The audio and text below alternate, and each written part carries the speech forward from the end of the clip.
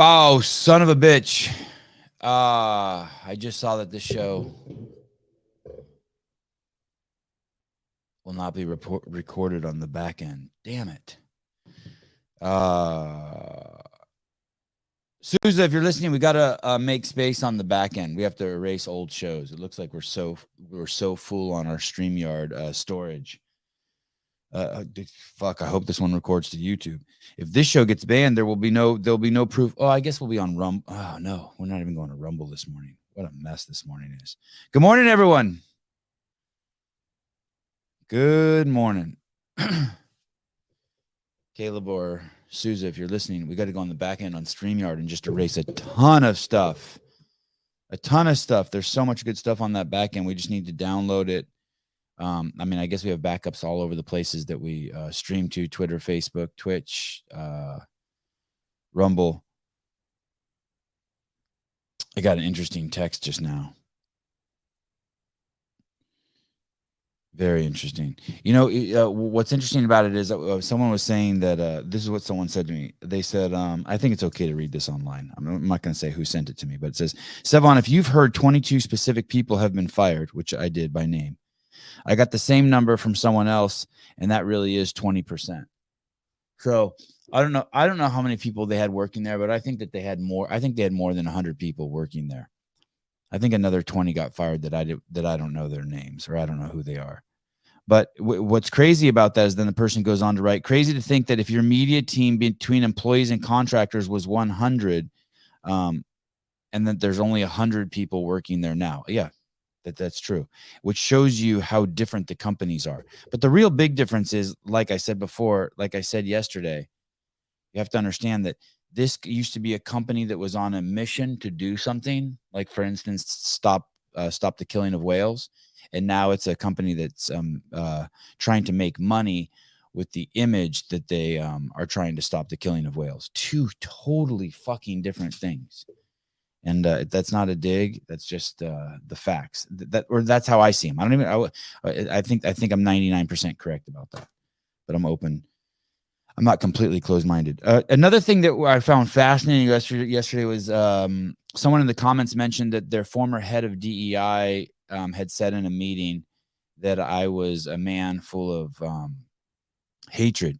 Can you imagine that your job is diversity, equity, and inclusion? Diversity meaning diversity clearly, for their terms, is to pick people based on the way they look, or whose genitalia they want in their mouth, or all of those things. Those are the criteria. It's not like you wouldn't choose someone. Let's say you were picking a cross guard for kids at their school. I would do a background check on the person. I would make sure that they were alert. I would give them some tests for situational awareness.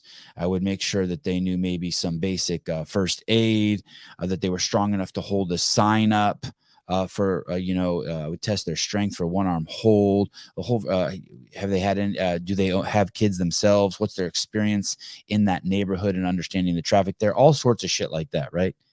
But this lady would pick a cross guard based on, they might pick a cross guard for your kids based on the fact that this person is a tranny, their skin color, and shit like that. That was Elena Marino. And she says, I'm full of hatred, right? So first of all, we know just outright she's a blatant, I don't know what the fucking word is. It's something, it's a racist on steroids. And then second of all, she works for a company where I've made thousands of pieces of content with gay people, black people, women, men, everyone, glorifying them, never once thinking of those things, glorifying them. Think of all the people I helped compared to the people she's helped. Absolutely fucking insane. That's how off the wokerazzi is. She makes a living enforcing discrimination, and it's not even on my radar. I need to get James Townsend's phone number. I thought I had James Townsend's phone number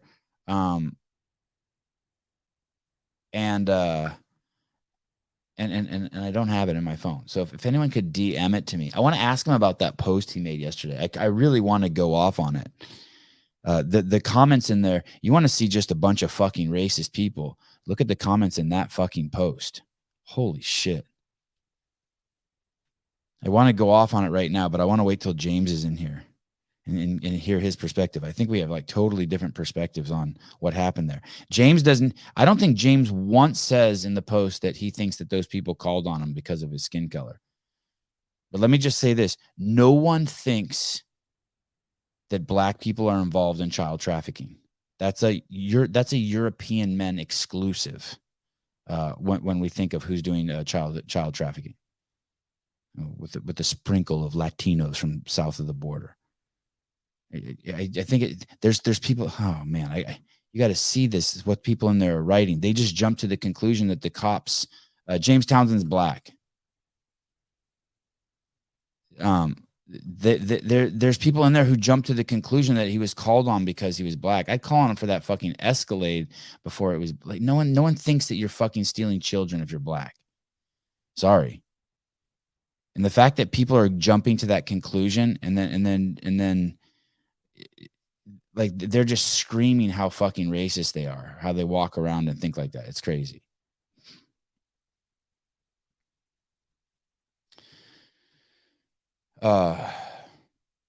Bizarre. Sevan, I thought you were going to send me your phone number. I don't remember that. How would I send it to you? Through Instagram?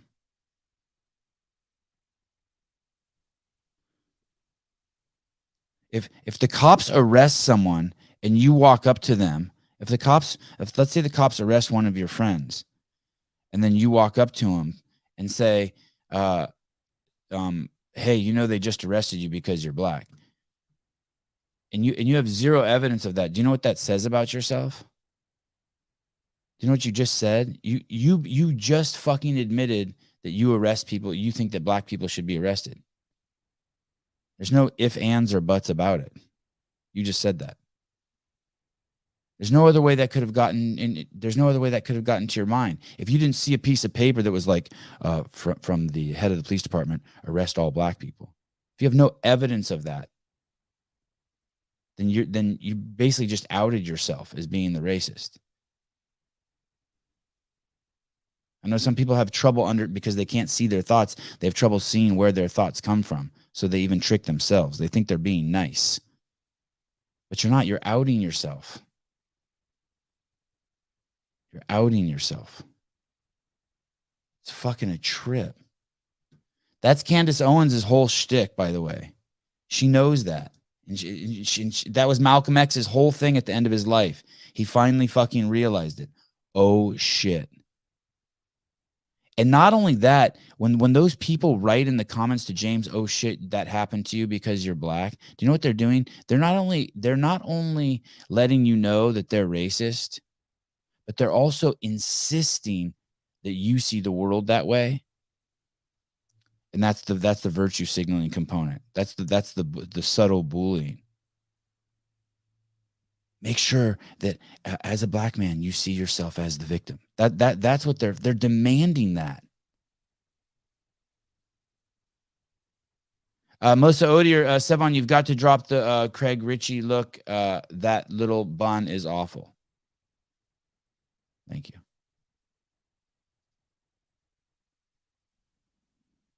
It is. I don't think I'm a contrarian.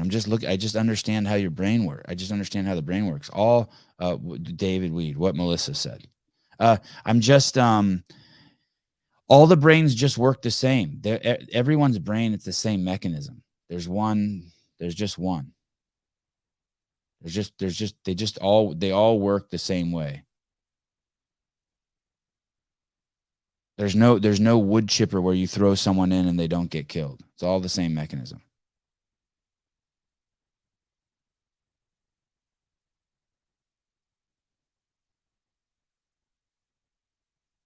Heidi Kroom, I think it's hot, Sevi. I know, but I don't want to ruin David Weed's fantasies.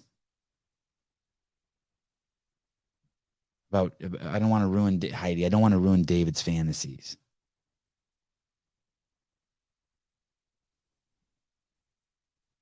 Okay. Anyway, fun show yesterday. I enjoyed doing that. I like having them on because really the whole time I'm just holding back. I'm just holding back of just some crazy shit that I want to share.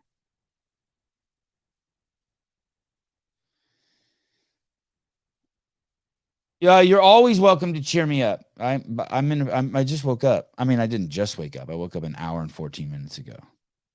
Yeah, I was edging. Good morning, Trish. Good morning, Mike. Good morning, Jessica. I got if you pick any, I got a little tense, Jake, because I realized that there's like some housekeeping that hasn't been done, but it's just my OCD, which is like pretty strong in the mornings. In the mornings, it's when it's worst. It's when it's worst. Okay, I have some fun stuff for you guys. I think it's fun. Excuse me. I guess yesterday when we were live, my friends this morning were letting me know that when I was live yesterday, Craig Ritchie was also live, and he had twice as many live viewers. Maybe that's why I'm bitter. Okay, those aren't my notes. Live call-in show. There we are. Let's start with something fascinating. Absolutely fascinating. I've never heard of a man with like two legitimate penises, and by two legitimate ones, I mean ones that work. But look at this.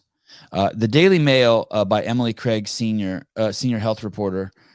I've got two vaginas. I use one for porn and the other for my husband. And it's this lady. Go figure, she's covered in tattoos. Evelyn Miller, 31, from Australia, was diagnosed with uterus diddlephyse in 2011. Diagnosed. Can you be diagnosed with two vaginas? I don't think that's the right word of diagnose. I don't think that's the proper usage of diagnosis. I don't think you're diagnosed with two vaginas, right? You either have two vaginas or you don't have two vaginas. You're not diagnosed with that. It means she has double uterus, two sets of ovaries, and two vaginas. Can you imagine if you had two penises, four balls, and yeah, that's crazy. Fascinating. The mother of two now earns 12,000 pounds a week on her OnlyFans and Pornhub. You can earn money on Pornhub. A rare condition gave the 31-year-old a double uterus, two sets of ovaries, and two vaginas that are fully functional. Married mother of two was anxious to open up about her condition with sexual partners, but has now learned to embrace it. Miss Miller, who used to work as an escort, now earns $12,000 a week on OnlyFans and Pornhub through videos of solo and partner sex, including with other men. I don't know why anyone would care that she has two vaginas. I think three breasts would be more interesting. Laying bare her reality with condition, she says it doesn't feel like cheating as she has one vagina for work and the other for play. Holy shit.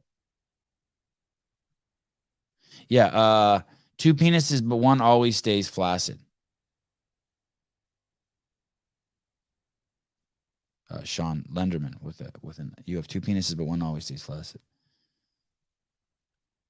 Well, there you go. It's a fucking amazing. But I don't understand this. How are you diagnosed with that? Right? That's not the look at the girl she had tattooed on her side. She has a girl tattooed on her side that has two black eyes.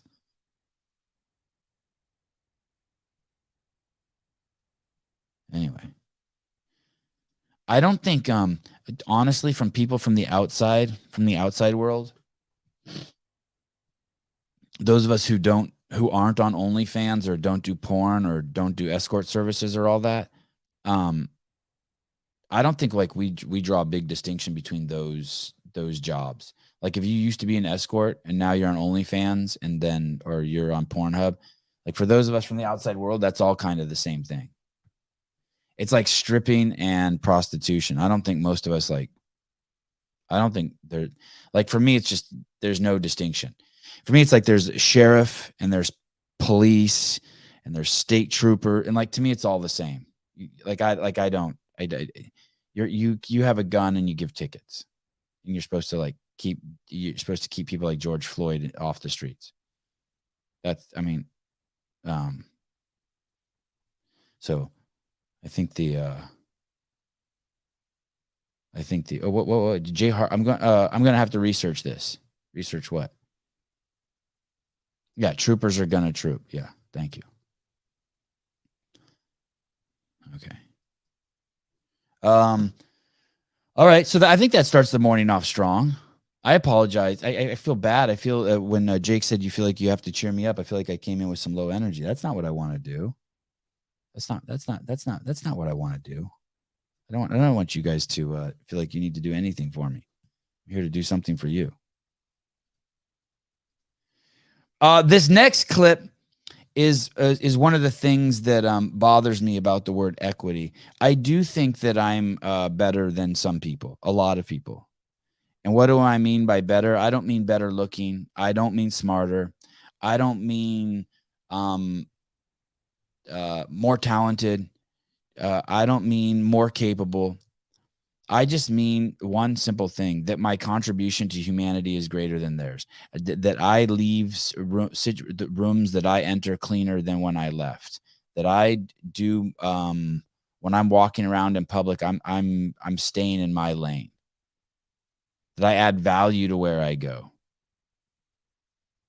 That I don't need people to cheer me up. That I give more than I take. Or at least that's at least bare minimum, that's my goal.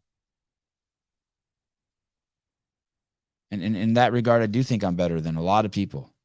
And I don't think everyone deserves I don't think everyone deserves the same shit. I think if you're a fucking shitbag and you're laying down in front of someone's doorway of their small business that they're using to put food on the table for their kids, and you're laying in that entryway shooting drugs, I think I'm better than you. I really do. I do play chess. I don't think I'm better than anyone at chess. And I think I'm better than these people that I'm about to show you. To me, these are, and I'm not saying that they can't be better than me. I can't, I'm not going to say that these people can't be better than me. I'm not saying that these people can't reach the level I'm at or surpass it in terms of my contribution to humanity.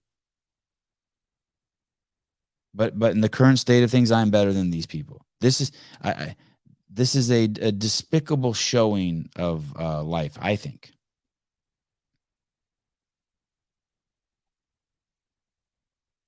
Look at this. 12 daily doses. How can you leave the room cleaner than when you left, when you denounce an entire group of people as mentally ill and show them zero support as human beings? I have no idea what you're talking about. And I've done more for mentally ill people than you will ever do in your next 1,200 lifetimes. I ran a homeless shelter for 2 years out of my fucking house. I ran a home for mentally disabled adults for 5 years. Started as the lowest rung there and promoted to running the place with 20 employees, including daily taking adults with Down syndrome to go swimming, to their doctor's appointments, cooking them food, cleaning up their shit, wiping their asses. Did all that. Bathing grown men, bathing dingleberries out of grown men asses who are stuck in wheelchairs like fucking this. Stuff you would never even you couldn't even fucking do. And I did it with love and pleasure, and I enjoyed it. I wore gloves, rubber gloves. I'm guilty. I just didn't want poop on me.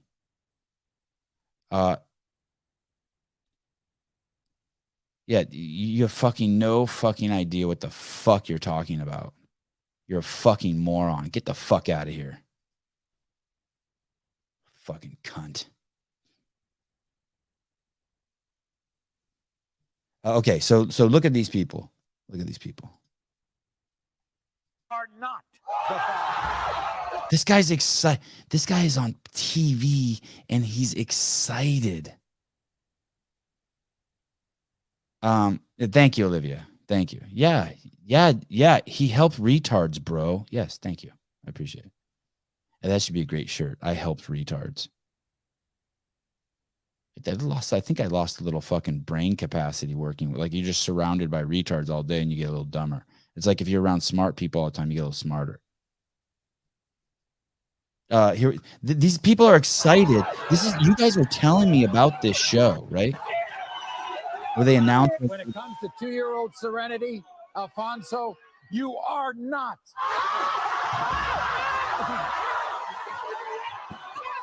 I can't tell what's happening. That's his current girlfriend who's excited that her boyfriend is not the father of the other kids. Is that these people have come on TV to do this?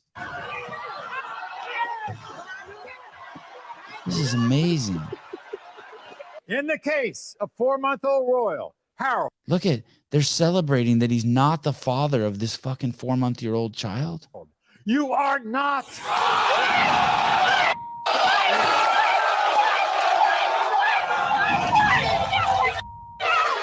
He wants the money, so he's gonna find you another baby daddy. And now he's yelling at the lady saying, like, he got exonerated, I guess, from his perspective that he is not the father of the child, but now he's yelling at the lady who's crying, who found out he's not the child, but of the father, but wanted him to be the father. Here, take $5. Come on. That's what you get. Hold it. I can't believe these are humans. In the case of 4-year-old Brandon, Gary, you are not. And what's up with the fingernails of all of these people on the show? And the audience, I am done with that. At the end, those are just kids. Those are just kids.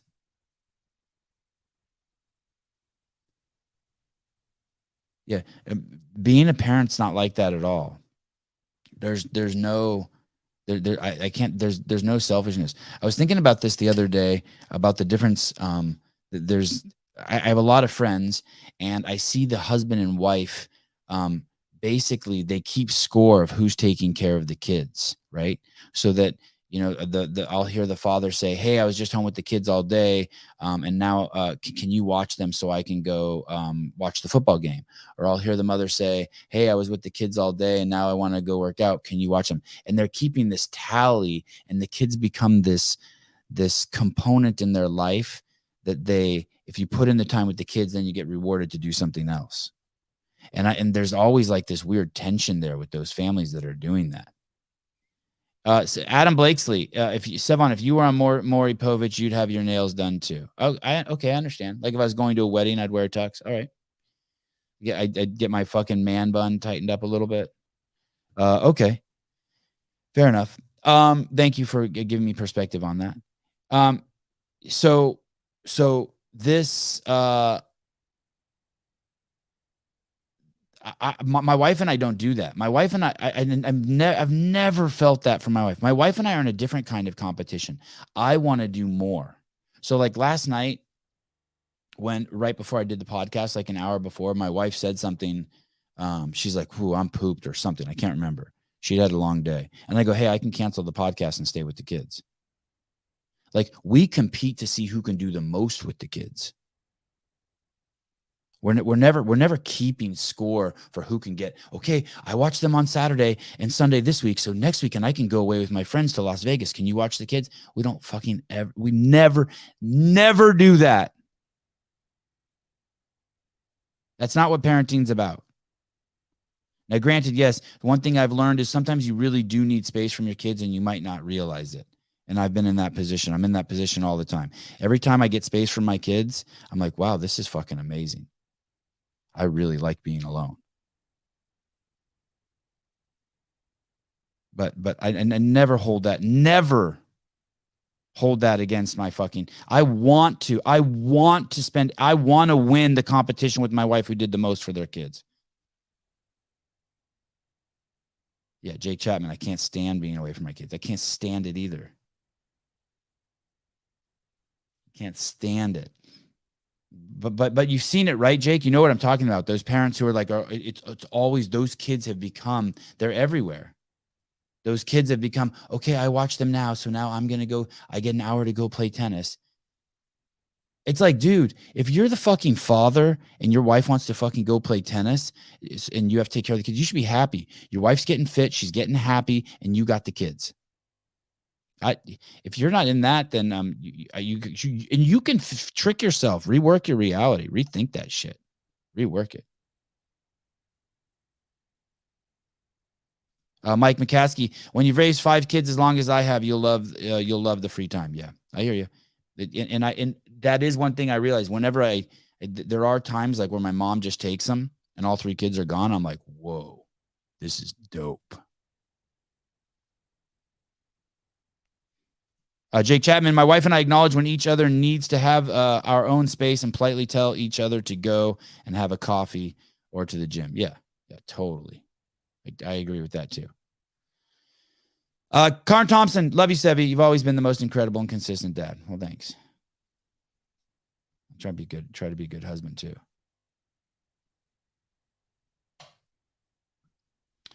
12 daily doses. You want everyone to think how great of a person you are. You want to be the GOAT of charity. You tell us this every day. That's great. Then why are there so many who call you out as a hater? I honestly don't care what you think. I share it with you. And if it comes across that way, I don't care either. But I share it with you so that someone might want to emulate it because it's fucking a good life I live, dude. So fucking great. But I'm not trying to be the GOAT of anything, just to my kids. Just to my kids. I had this friend, Travis Bajent, and you guys know him, and he always thought so fucking highly of himself. He believed in himself so fucking much. And people would think it was so interesting to see the perspectives because some people hated him. They thought he was a braggart. And I never saw it that way. I was like, God, and he really believed it. I just thought, wow, he has such fucking confidence and loves himself so much. Like it never hurt me how much. I loved being around that. And so it's interesting now that you think that I'm not trying to convince anyone that I'm a good dad. Zero. I don't care what you think. That's not true. Someone was reporting me on, that's not true. Someone was reporting me on Instagram for having my boys work out with their shirts off. And I did care. I did care about that. I don't want people to think I'm a bad dad, but I do not care if you think I'm a fucking good dad or not. Zero. But I do like, I'm super crazy passionate about my kids. But what I find even more interesting is that you think that that's what I'm doing, that that's what you take away from it. I find that more interesting. Anyway, I don't want to share. I don't think those people who are on that show, that Maury Povich show, I don't think that they deserve equity. Or they only deserve equality. That's the reason why we shouldn't have equity. Right there. Not all of us were not created fucking equal. All of us are not contributing the same amounts. There's people who see me up here talking and they're like, oh, I like that. I like that. I don't like that. I like that. Okay, I'm going to incorporate those into my life. And they take advantage of situations to make themselves better. And then there's other people who just fucking can't get over themselves, like 12 Daily Doses, and are just always fucking commenting about negative or attacking or dragging the person down. And we're not equal. We're not even close to the fucking same creature. San Francisco. San Francisco. This is we talked about the Presidio. This image I'm about to show you is at the base of the Golden Gate Bridge. This must be very, very close to the original CrossFit San Francisco that Kelly Starrett owned. As a matter of fact, I think this building right here that's red is a building that sells, it's like a Dick's, but it has a different name. I forget the name of it. And in the back there used to be CrossFit San Francisco. So you see this red building? I think that's it. I'm 99% sure. And I had filmed a bunch of videos back there with like Adrian Bosman and Kelly Starrett. Anyway, this area is so wealthy. Like just to the left here on that side of the building, I don't know. There's maybe half a mile, or maybe it's less. Maybe it's 100 yards. There's like a row of houses there that goes on as far as the eye can see that are probably all between 10 and 20 million dollars, and they're not even nice houses. They're not even big houses. That building sells dicks, yes. Every building in San Francisco sells dicks. So check it out. This is happening in the parking lot there. A smash and grab thieves fight off victims in San Francisco. And I wouldn't show you this if this was just an isolated incident. But this is the norm. This is thanks to the governor, Gavin Newsom. Bam. Is that a man or a woman in the pink? That person's trying to get their shit back. Listen, you're not going to fight so good with the mask on.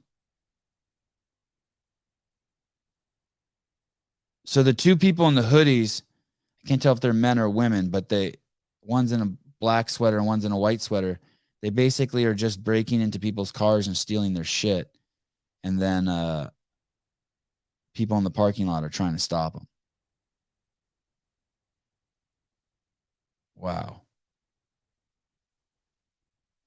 Anyway, that's San Francisco. The National Guard's there. It's bad. Some bad shit. Stay away from the city. And you know what? I suspect it's 100 times still nicer than Baltimore. Very safe. You basically have to go. I had a friend who lived in, thank you, Nancy Pelosi, Joe Biden, BLM, and Newsom. Yeah, 100%.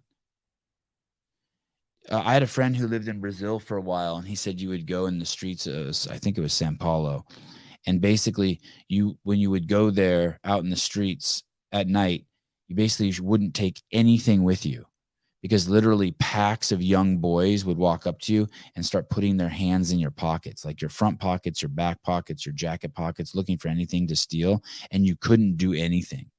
Like if you tried to fight them or anything, the whole pack would fucking kill you. So when they would rob you, you just basically had to stay still and let them do it. David Weed, I like how all you morons are getting triggered by 12 daily doses. Oh, that's so aggressive, David. That's so aggressive. So aggressive. Trish, I got my notice of termination from the Sevan Podcast. Sevan is making cuts. Everyone watch out. Ladies and gentlemen, today is Trish's last day.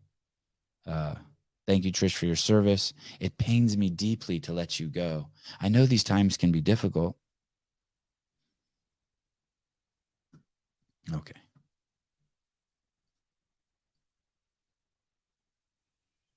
This one is amazing. So do you remember the police do you remember the fire commissioner? So there was a story here that we covered where there was with our correspondents, our West Coast correspondents, there was a fire commissioner in San Francisco who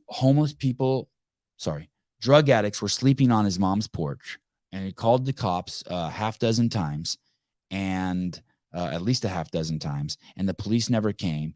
And so he confronted the drug addict sleeping on his mom's porch, and one of the drug addicts got a steel pipe and fucking beat him until he put him in the hospital. Do you guys remember that? He was the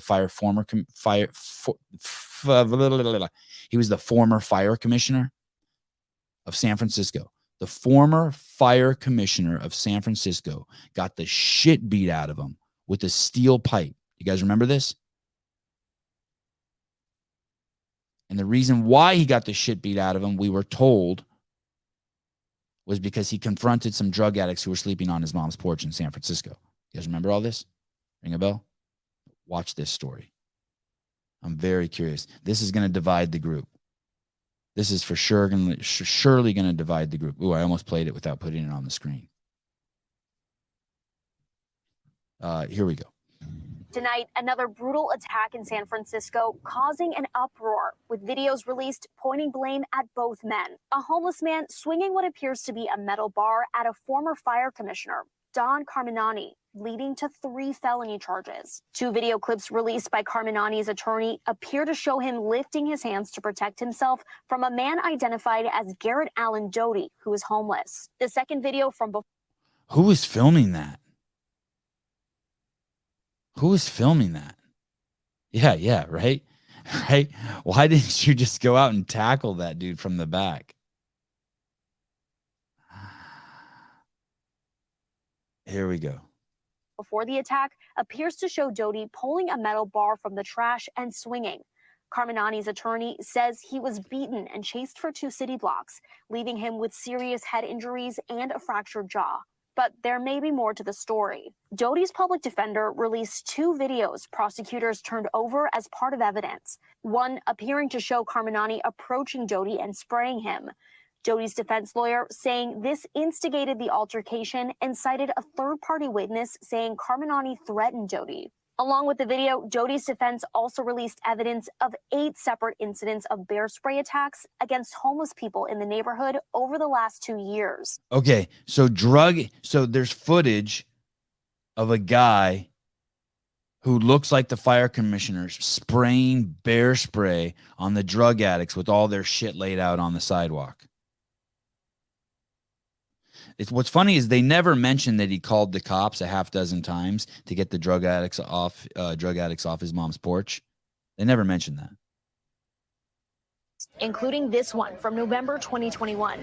The suspect fitting Carminani's description, but he hasn't been charged in relation. They say that this guy also fits the fire commissioner's description: a fat, middle-aged white man. That sounds like fucking half the country. But I do think it's him, actually. I actually do think it's him. To any of the incidents. He sprays with a massive can of bear spray. He sprays with a massive can of bear spray. The same weapon used in the Doty incident. In an interview with CBS's local affiliate, Carminani saying he... Look at all that shit right there. Look at all that stuff. Shouldn't that be littering? That's the hard part. Like if you were to throw, let's say, an orange peel out your car window while you're driving, you get a ticket in California for $500 or $1,000. But that's okay. He approached Doty for camping out and doing drugs outside his mother's home. He did admit to using pepper spray. He was camping outside his mother's home and doing drugs. I like it. It's camping. That's better than saying homeless. At least I think that's more honest. What state is this, Roxanne? This is San Francisco. And look at what they have written. It's an unhoused person. This video releases questions about San Francisco's unhoused person. How do you know that they're unhoused? It's awesome. But yeah, this is San Francisco. You can't enforce laws. Mike C, I like camping. Very, very solid group. Solid group today. Solid group of contributors. Spray in, quote, self-defense.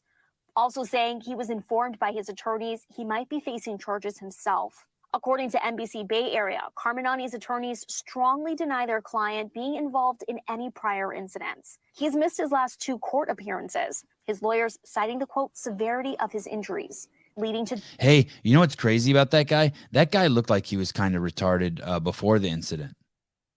Like just when you see him moving around. I mean, he looks like a full-blown alcoholic, doesn't he? Doty being released... I mean, the police commissioner. ...until a hearing next month.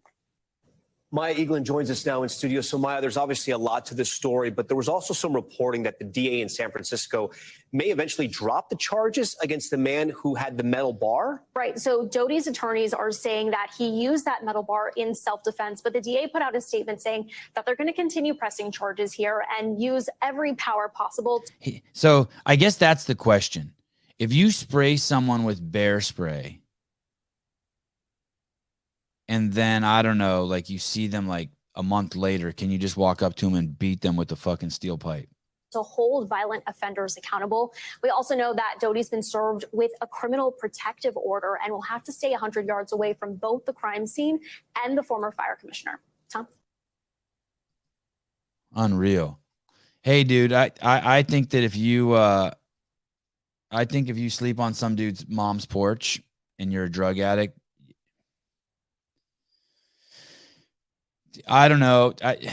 This is not going to bode well for me, but if you were sleeping on my mom's porch and you were a drug addict and I'd called the cops 5 times, I don't think something good happens to you.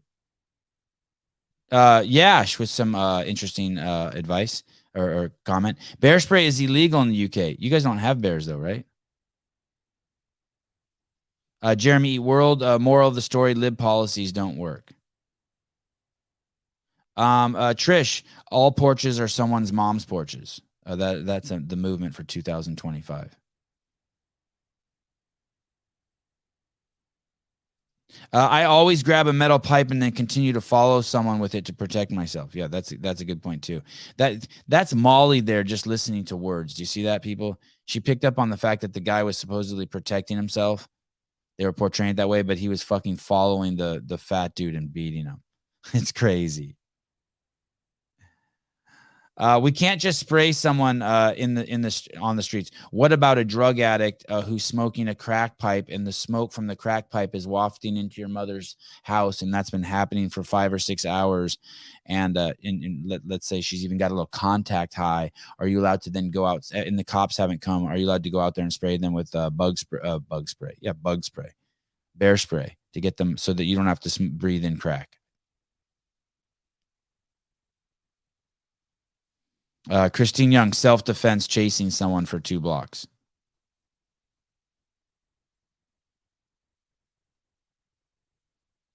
Yeah, that's why I don't. I'm okay. I'm kind of okay. I don't know. I'm not mad at the guy. I think that's probably just all normal San Francisco lifestyle. Unfortunately, I do have a story that I'm about to present to you that I'm very, very disappointed to have to present to you. This is Rich Froning, the greatest CrossFit athlete who ever lived and is currently alive. The greatest. And so someone sent this to me and pointed out that Rich has a microwave that is at cock and balls level. And I just don't approve of this. I just don't approve of this lifestyle. Notice this is the microwave. This is the fittest man alive, Rich Froning. Man of high values, high moral integrity, a regular guest on the show. But even he is not safe from my judgment. Now, notice, look at this. Tick, tick, boom. Way too close to his cock and balls. So his kids can use it. Even worse. I don't approve. I don't approve of kids using microwaves. I will ask him next time he's on. 12 daily doses. Fraser only has his microwaves at face level. And that's why, yeah. That's why Matt is not getting critiqued on this show. This is Bringing the noise. Go, baby, we bringing our toys. And then he pushes his crotch up against the radioactive material. Michael C. Great. Rich Froning has 2 microwaves. This is the scaled version. Devesh Maharaj, the hammer. Very good point. Very good point. Rich is a CrossFitter. Fraser doesn't count as a CrossFitter. He just was a CrossFit athlete. That's a very good point. Very, very good point.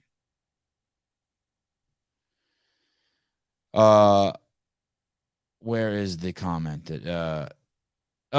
Another very interesting point. If that was at Fraser's house, that microwave would be at Fraser's face level. Okay. See, this is why I like reporting with live feedback, because it lets me see my weaknesses and where maybe I might not be telling the story accurately. You think maybe, let me go one step further. You think maybe he's at Matt's house when he made this commercial, and that's why the microwave's so low?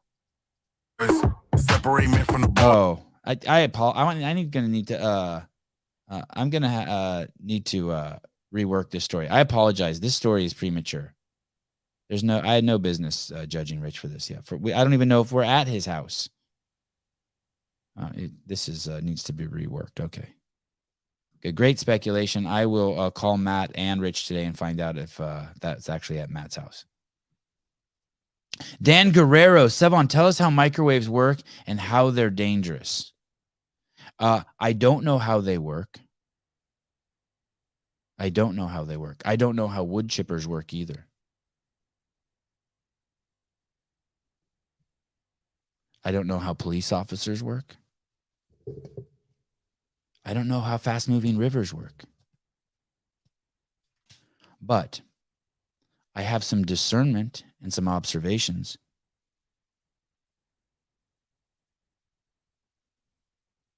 You put things in them, you push the button. If there's metal in there, it starts sparking and shit.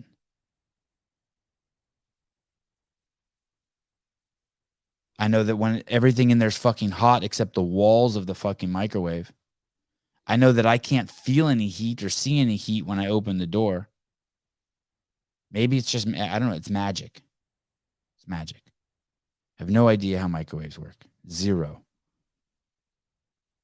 I could speculate, but I don't fucking trust them at all. Well, Sevan, that's just ignorant of you. Fine. Okay, I'm okay with that too. Brock Basset, Chase Ingram explained how microwaves work, and by his explanation, it seems safe to me. Fair enough. Use away.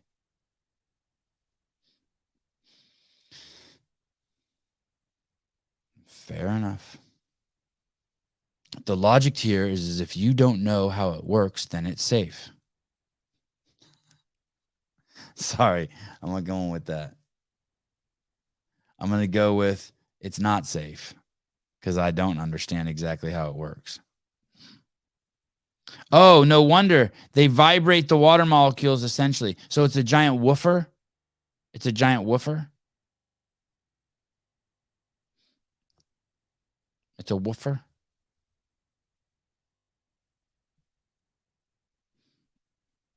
Here we go. Ronnie Eaton, man, we don't even need Google. The microwaves reflect off the metal interior of the oven. I don't think the interior of my microwave, well, I don't have one now, but when I had one in college, I don't think it was metal. I think it was like plastic. The microwave reflects off the metal interior of the oven and causes the water molecules in the food to vibrate. This vibration results in friction between the molecules, which produces heat that cooks the food. Is that why bread always gets so weird in a microwave? Manny Spiegel, Rosa has gone from chairman of the board at CrossFit Inc., a promotion according to Sean Woodland, to board observer. Jake Chapman, I don't fully understand how my dick works, but I use it now and again. And I also think your penis is dangerous. So, there we go. Mike McCaskey, the person who invented the early microwave, didn't have a shield on the device and was not healthy. Yeah, what do you mean? Like some of those microwaves came out and caused the water molecules inside of you to vibrate? And finally, Robbie Myers, before we leave the subject of microwaves, with the conclusion. So dicks are like microwaves. That is correct. Algebra, science.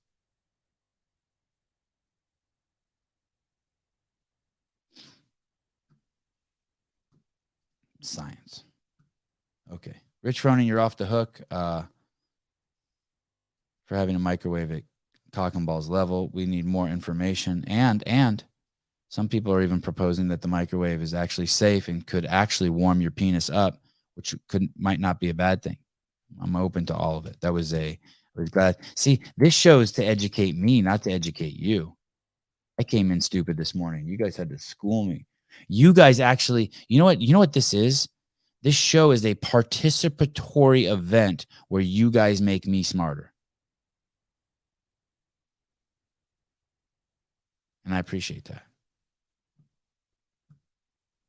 Oh, now there's radiation? Oh, well, hold on a second. One more comment. My only concern about microwaves, it's not the fact that it may warm up the water molecules in my penis. It's the trace microwave radiation that might be residual in the food.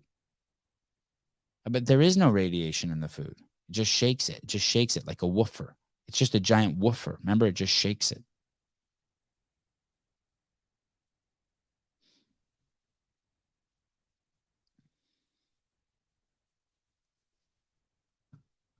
I appreciate the education from you guys.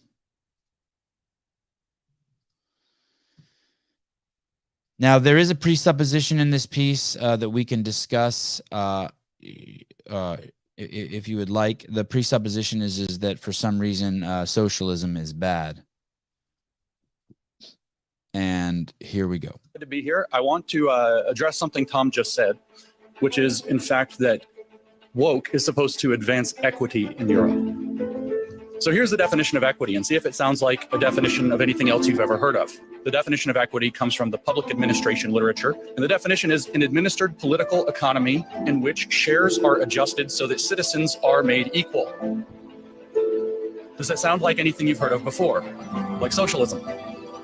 They're going to administer an economy to make shares equal. The only difference between equity and socialism is the type of property that they redistribute. They're going to redistribute social and cultural capital in addition to economic and material capital. And so this is my thesis when we say, what is woke? Woke is Maoism with American characteristics, if I might borrow from Mao himself, who said that his philosophy was Marxism-Leninism with Chinese characteristics, which means woke is Marxism. That's a very provocative statement. It's something you will certainly hear it is not, that it is different. And the professors and the philosophers will spend a large amount of time explaining to you why. No, it's about economics when it's Marxism. This is social, this is cultural, this is different.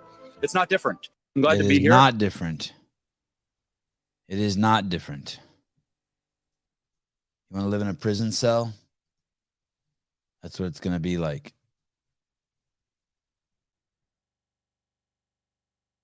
$14. Do you guys know this guy, Josh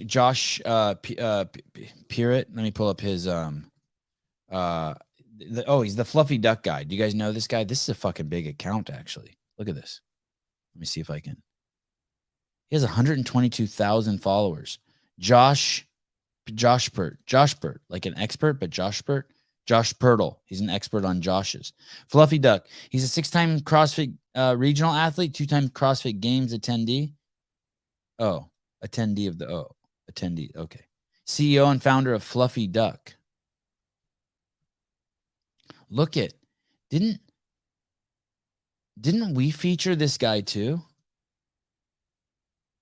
Josh made a video about the giant dick guy too. I know you've been. Look at, I'm trying to get this guy on the show, by the way. I DM'd him and then I made a comment here. But look, this guy responded in his Josh didn't even tag him. Hold on. Guy's got a huge dick. The Fluffy Duck guy said he has a huge dick. How come the Fluffy Duck guy has more gray hair than me and he looks younger than me? What the fuck is going on there? All right, how does that work? Anyway, yeah, this guy, I wonder if he saw my show and liked the dick and so just, incorporated it, which I would be flattered. But look at this. This is the part that I'm really jealous of. This post, this Fluffy Duck guy made this post and it has like almost 500 comments. He posted the guy with the giant dick and just got fucking, it was a hit. Kind of cool, right? But I think I'm even a little flattered. I think this guy, the Fluffy Duck dude, was watching our show, saw the giant dick dude, and was like, hey, I can make this into a meme. Anyway. Thought it was cool. Fun, right? I think this guy might have a podcast too. With guests and shit. Skincare, Sevan. You could take Bitcoin, collagen. Oh, biotin, not Bitcoin. You could take biotin, collagen, retinol supplements, and an extensive skincare routine.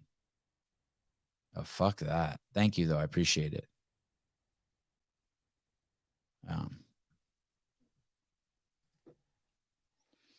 Fluffy duck or big dick dude?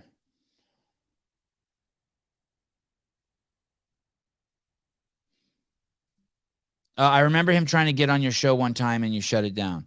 Oh, the fluffy duck guy?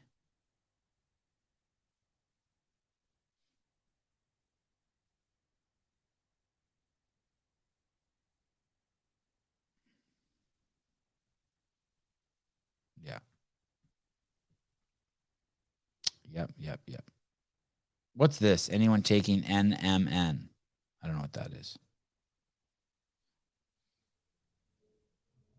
It might be easy to do, but it sounds like it takes a time and effort and look at your skin, dude. I can't look like that. I can't look like I have a filter on me. I don't want to be that smooth.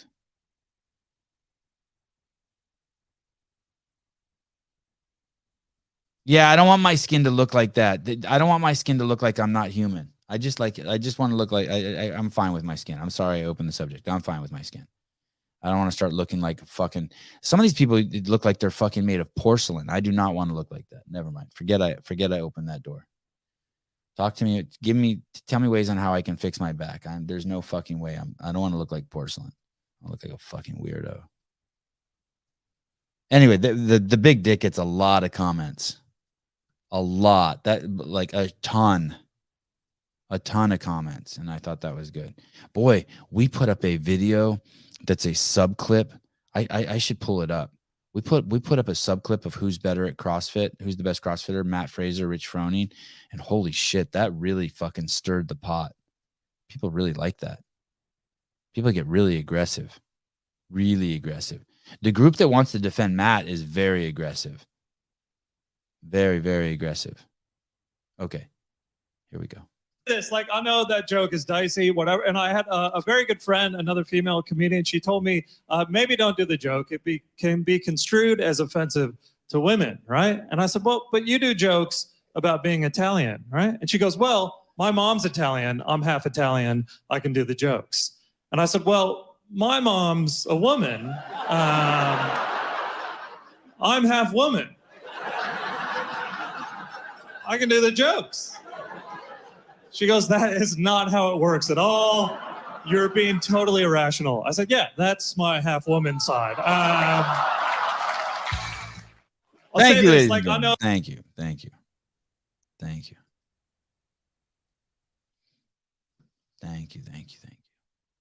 and gentlemen. That's my irrational side. Women and men. Oh, here's just a good meme. I don't do many of these on the show. It's a little too stagnant for the show. I always kind of regret that I did it. When you realize they took a real black woman off a syrup bottle and put a fake white woman on a beer can. When you realize they took a real black woman off a syrup bottle and put a fake white woman on a beer can.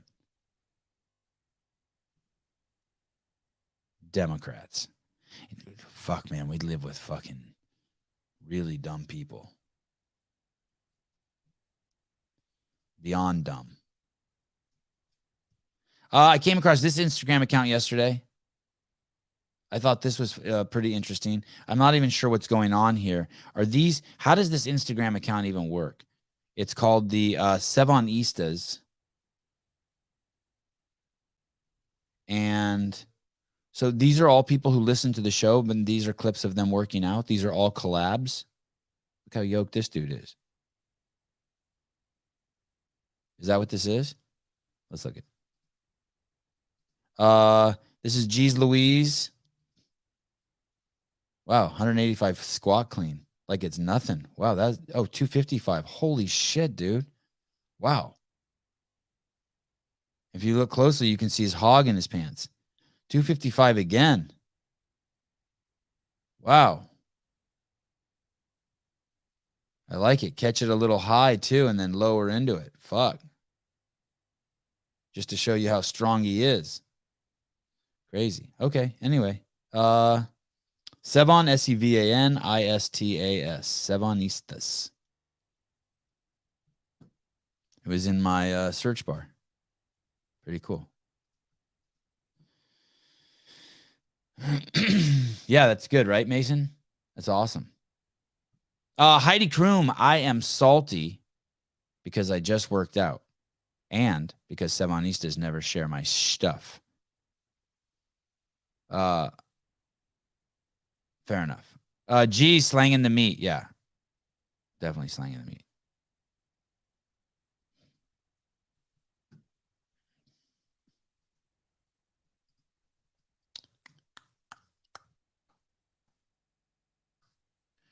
$18.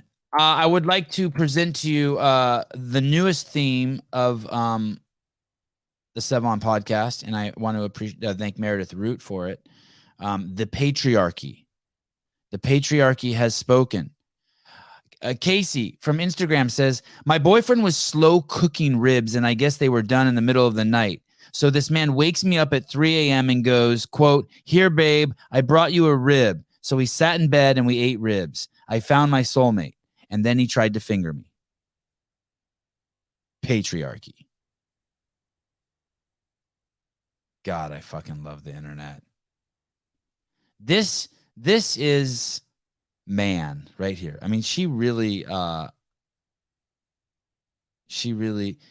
that's a keeper of a girl too, by the way. That's Lindsay Baker, holy shit, she's coming in hot. Dude, man bun, really? Come on. Mark Moss just rolled in the house. Thank you. Anyway, I'm gonna cook. I'm cooking ribs tonight, Haley. That's the patriarchy for you. That's a man's world. Bring you ribs and then a fingering.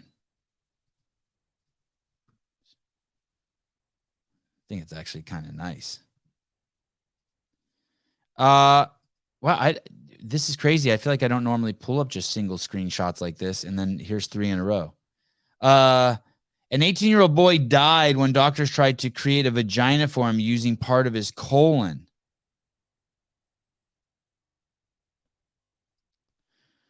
Billboard Chris, an 18-year-old boy died when doctors tried to create a vagina for him using part of his colon. His colon was used because puberty blockers stopped growth of his genitalia, which meant there wasn't enough tissue to do the penile inversion surgery. So what? It's only one dude. Leave the trannies alone. So what? So one 18-year-old kid died because of puberty blockers. It's not a big deal. It's just one. So what? Barry McCockner, share your rib recipe, pork or beef. I was joking. I don't do any of that. I don't cook. Last night, my wife made me pork chops. They were fucking insane.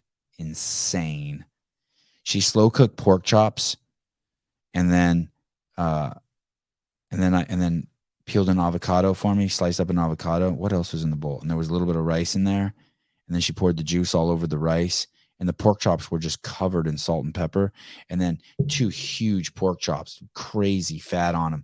And then you just push the spoon into the pork chop, and it's like this pork chop just fell into like 1,000 pieces. It was so like tender, and it like melted in my mouth.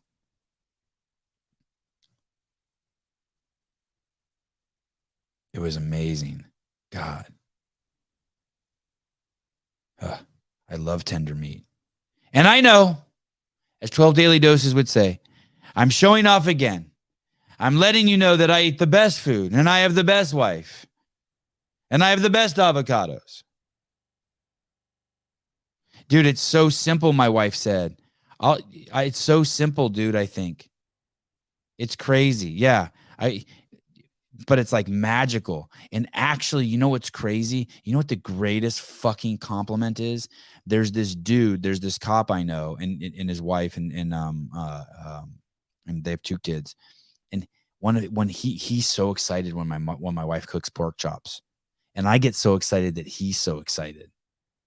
I should invite him over. I'm actually gonna do that. I'm flattered. I'm like I'm in a prideful, egotistical way. I'm so like proud that I have a wife that makes a food that he likes. Very, very primitive shit, but I like it. Adam Blakesley, and I say to you, congratulations, Sevan. Thank you. May you too, may your wife too present cooked pork chops as good or better than my wife.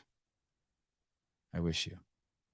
And what's crazy too is my wife's kind of insecure about her cooking. I didn't even realize that. She's always asking me like how shit tastes. And then recently she explained that to me because she thinks she's not a good cook. I thought she just wanted feedback. I'm going to get in trouble for saying that. She's going to be like, well, that's not exactly what I said. Not in trouble, but you know what I mean? Just slapped. I get slapped around a little bit. I enjoy getting slapped around a little bit. Okay, this is bizarre. So I'm going to need this one explained to me. Someone explain this to me. Someone as wise as me is still not as wise as the dumbest person in the comments here. And I appreciate the education. You know what this show should be called? The Sevan Podcast. Can you make Sevan smarter? Okay, here we go.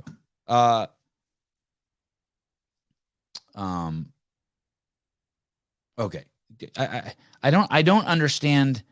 I'll just play it. I'll just play it and then we'll discuss. Let's discuss. Okay, here we go. Fucking idiot over here is the principal at an elementary school in Vermont who is now going to get rid of the words male and female and replace them with person who produces sperm and person who produces eggs. Now, other than pushing some weird agenda and erasing what got us here, why in the fuck would you want to do this? Like and subscribe. This fucking idiot over here is... So we'll play it one more time. He's saying this fucking idiot over here. By the way, I find that lady attractive.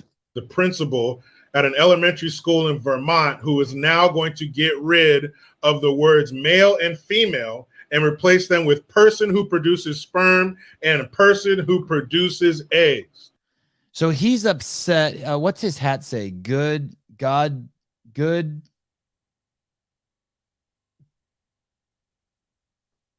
something America.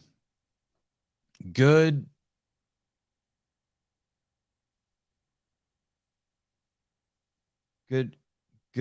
damn America. Good damn morning. Good damn. I don't fucking know what this hat says, but okay. Her head isn't even big. I know my wife doesn't have a big head either. Not everyone can have a big head. Attractive or not, they can be idiots. Here's the thing. How is she an idiot for that? Kenneth DeLapp, I find you attractive, Sevan. Well, thank you. Finally, something nice in the comments. I'm going to glom onto that. Thank you. Do you have 2 vaginas? That'd be awesome. Well, how is that stupid? Because they're 5th graders? That part I understand. But dude, we need this in California. I wish in California we would stop using men and women. I would be totally fine with that. I would prefer it. Okay, here we go. Matt C. Is it weird? I don't think we should talk about sperm production with kindergartners. Yeah, for sure. And I don't think we should talk about it with 5th graders either. I don't think the teacher should. But I would these signs on bathrooms that say gender neutral or gender whatever, the bathrooms have always been gender neutral. There'll always be gender neutral. It means nothing. It's like fucking Don's letter to the affiliates yesterday. It just means fucking nothing. There's no takeaway. But this would be fucking amazing. This defines men and women. This principle is actually doing something that needs to be done when people talk. We need to take a step back and drop the concept of male and female and actually say what it is. Are you married? Yes. To someone with a vagina that produces eggs or someone with a penis that produces sperm? I'm cool with that. I'm so fucking fine with that. It's so much better than saying a woman, a cis woman, or whatever the fuck woman, a non-binary, a furry woman. Let's just because we live with so many morons, let's just fucking break it down for them. I would so much rather do that. than worry about pronouns. I'd so much rather go the other way. Okay. You don't know what sister or brother means? That's fine. Hello, this is one of my relatives, Tanya. She came from the same vagina that I did. And then you would all know that's my sister. I don't even have to use the word sister anymore.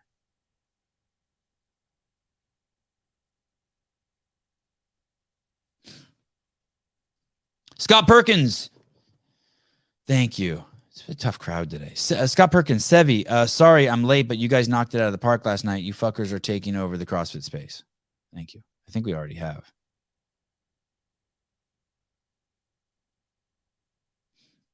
Anyway, oh, here we go. Devesh Maharaj, always with a fine contribution. I'm looking at Devesh's picture and then this principal's picture side by side. They're both given the same vibe with that smile. You see her and Devesh? Doesn't Devesh look like he's fun right there? Like, Devesh looks like, hey, you want to go get our airsoft rifles and shoot people at the mall, go into their cars?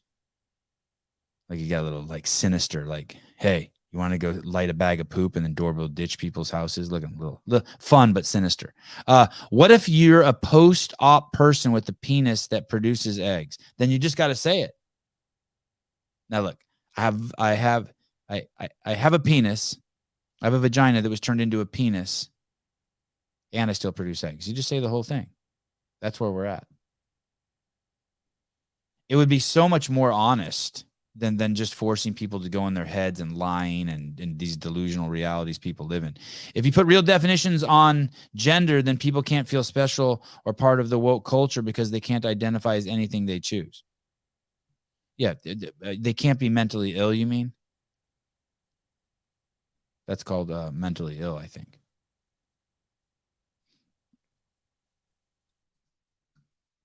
Anyway, I see. I don't want to have to read into what this guy's talking about. I want him just to be like, hey, this is inappropriate for fifth graders, but actually this would work out perfect in Berkeley, California, where people are fucking still confused on what a man and a woman is.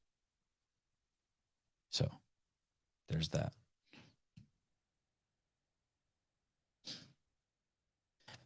That boy died because he was having his penis turned into a vagina. Think how uneducated you are trusting doctors with doing a surgery on you like that. You should avoid surgery at all costs.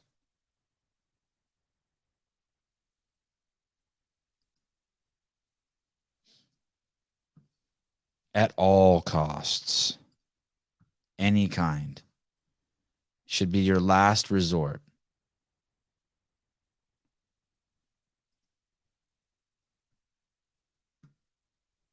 Your last resort. I want you to think of transgenderism as a psychiatric, psychological process that the person is suffering under, but yet they want to bill insurance companies. So it's got to sound like a medical condition. So they came up with gender dysphoria, and all the while they're waving their hands going, but this is not a pathology. This is just, it's kind of like a diagnosis, but it's not a pathology. Well, if it's not a pathology, why are we amputating people's genitals and breasts? What's that about, right? Is it an objective reality or not? And if it is an objective reality, why are you operating on their genitals? Since we stopped doing frontal lobotomies, nobody has done surgery for a psychological problem. They don't want you to think of transgenderism as a psychiatric, psychological process that the person is suffering under, but yet they want to bill insurance companies. So it's got to sound like a medical condition. So they came up with gender dysphoria, and all the while they're waving their hands going, but this is not a pathology. This is just, it's kind of like a diagnosis, but it's not a pathology. Well, if it's not a pathology, why are we amputating people's genitals and breasts? What's that about, right? Is it an objective reality or not? And if it is an objective reality, why are you operating on their genitals? Since we stopped doing frontal lobotomies, nobody has done surgery for a psychological problem. They don't want you to think. You see what he's doing there? It's the same thing, the objective reality.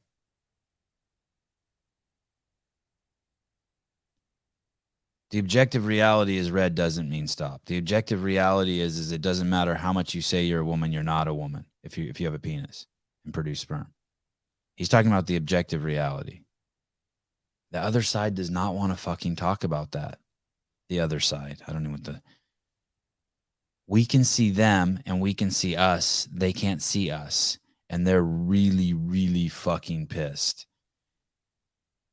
They do not want to fucking budge. Meanwhile, we could give two shits.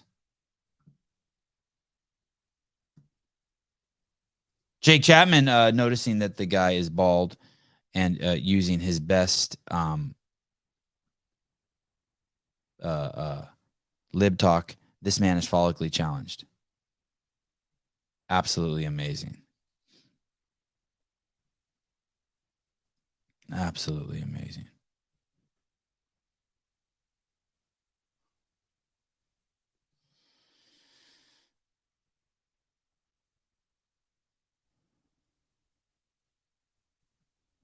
Follically challenged. I saw a bald man today. Far too rude.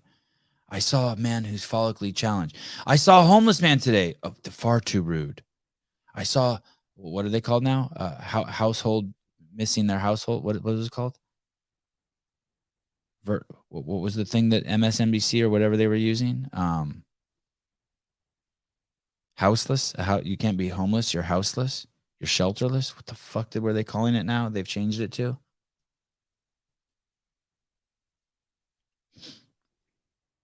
Unhoused. Thank you. Unhoused. Unhoused. What other terms are there like that? Undressed.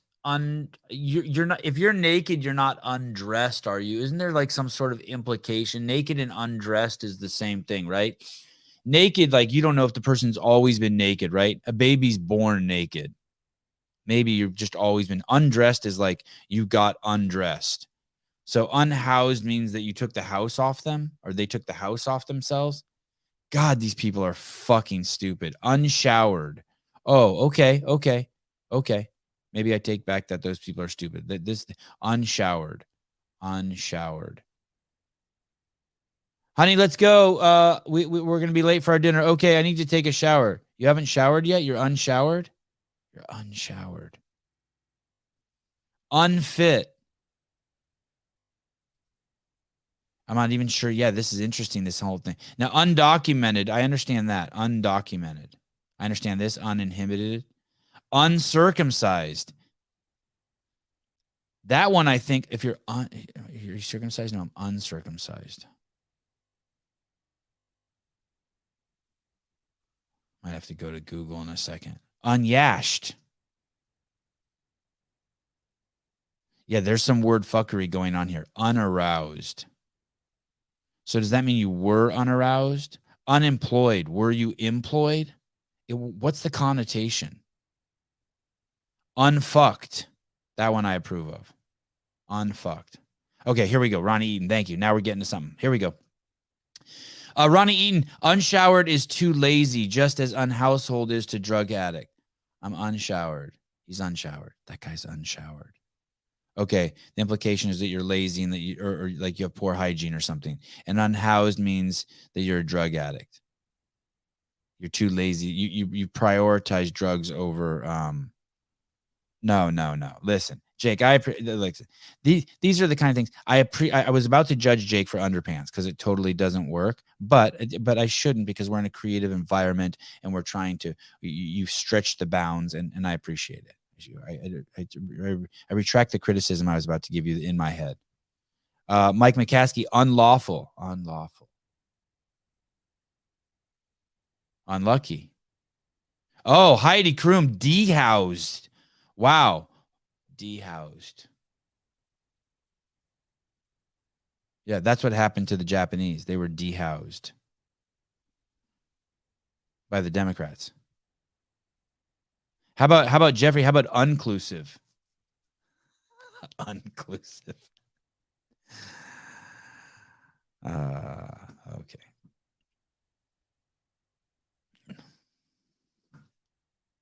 Uh, 22 boys and girls. I'm not sure what the takeaway is here. Let's discuss this. I have no idea what the takeaway is here, but there's something here.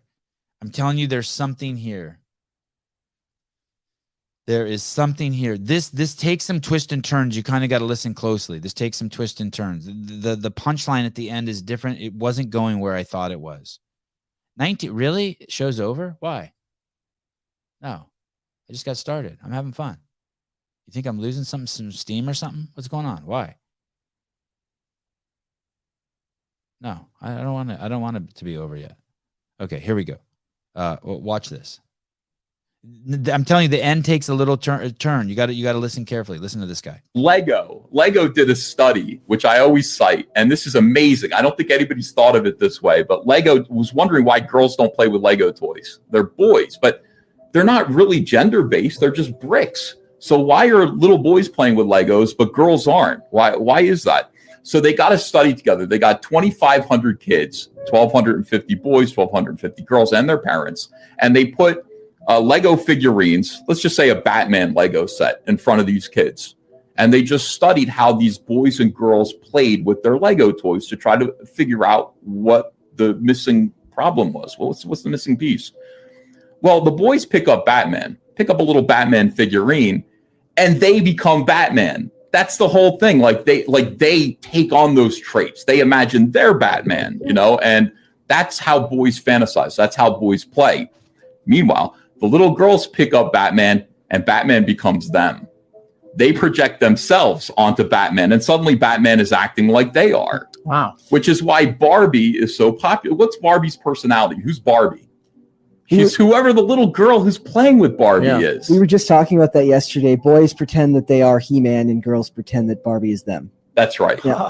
Lego did a study, which I always cite, and this is amazing. I don't think anybody's thought of it this way, but Lego was wondering why girls don't play with Lego toys. They're boys, but they're not really gender-based. They're just bricks. So at first they're trying to. First it starts off. You think he's going to talk about why boys like Legos and why girls don't, right? Or that they're not drawn to them, which seems to be a truth. Is that a truth? Like does anyone ever see girls playing with Legos? But then he says when a boy sees a Batman doll, he pretends he's Batman. Okay, so he's Batman, right? I did that. Like I watched a $6 Million Man as a little kid, and then I would run around in the playground and pretend like I'm the $6 Million Man. But girls pretend that that the Barbie is them. So they put themselves into the object.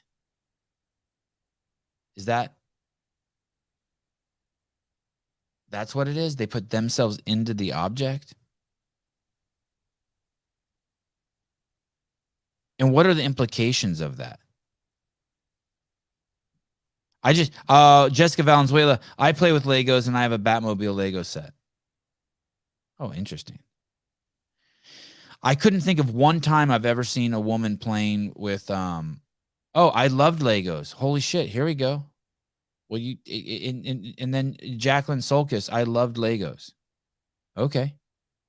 I don't ever remember my sister playing with Legos or any girl. Like we have kids over to our house, and I don't ever see the girls play with Legos. Stephen Flores, my 3-year-old nephew watched Spider-Man the next day. He wanted to be Spider-Man. Is that true? Do girls, like when girls see Barbie, do they take the figure? So they take the figurine and they pretend like the figurine is them, whereas boys pretend like they're. Yeah, what are the implications of that? That's fascinating to me. Oh shit, Janelle Winston. I played with Legos. My girls play with them more so than my son. What the? Oh my goodness, Lego. Roxanne is wonderful. I'm presuming you have a vagina. Lego was my favorite toy as a child. What the fuck is going on here? I really am learning a lot today. Crazy. Paulina, this is dumb. I would have rather played with Legos when I was little. No shit. So the whole premise is just is wrong. Is what about the other part? How it takes a twist. Let's move on to the other part. Is that true? That girls become the figurine in their hand, and us boys, like if we played with Ken, we become Ken? Is that part true?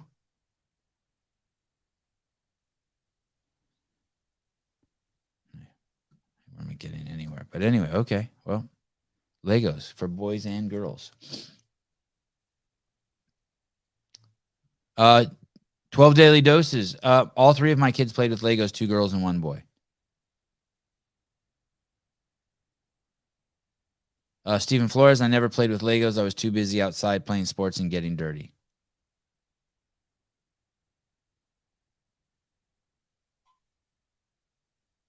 I don't know if that's that's not a perfect characterization. Bend over. But I understand how that could be misunderstood and how. So there's a conversation in the chat about whether we've forgiven Zach Thielander. I haven't forgiven him or held anything against him. I'm not upset at him at all. I'm agnostic to the situation. I don't care. Bend over. Sevan asked him not to post the video, and he did. I didn't ask him not to post the video. He called me. He said he was going to make a video about Greg. I told him I wouldn't do it if I was him. I didn't, but I didn't ask him not to. I wasn't like, son, please do not put a hit on the other tribe. It wasn't like that. It wasn't like that. I just told him I thought it would be a fucking really bad idea, and I explained why. First of all, because none of it's fucking true. So and then he did post the video, and then we talked again, and he said he was going to pull it down, and he did. But he didn't pull it down for the reasons. He didn't pull it down because he thought it was a bad video, or that he didn't realize he'd done something completely morally and ethically fucking horrible, which I think he did. I would be fucking embarrassed because of him, and I'm not interested in being friends with someone like that. That's for sure.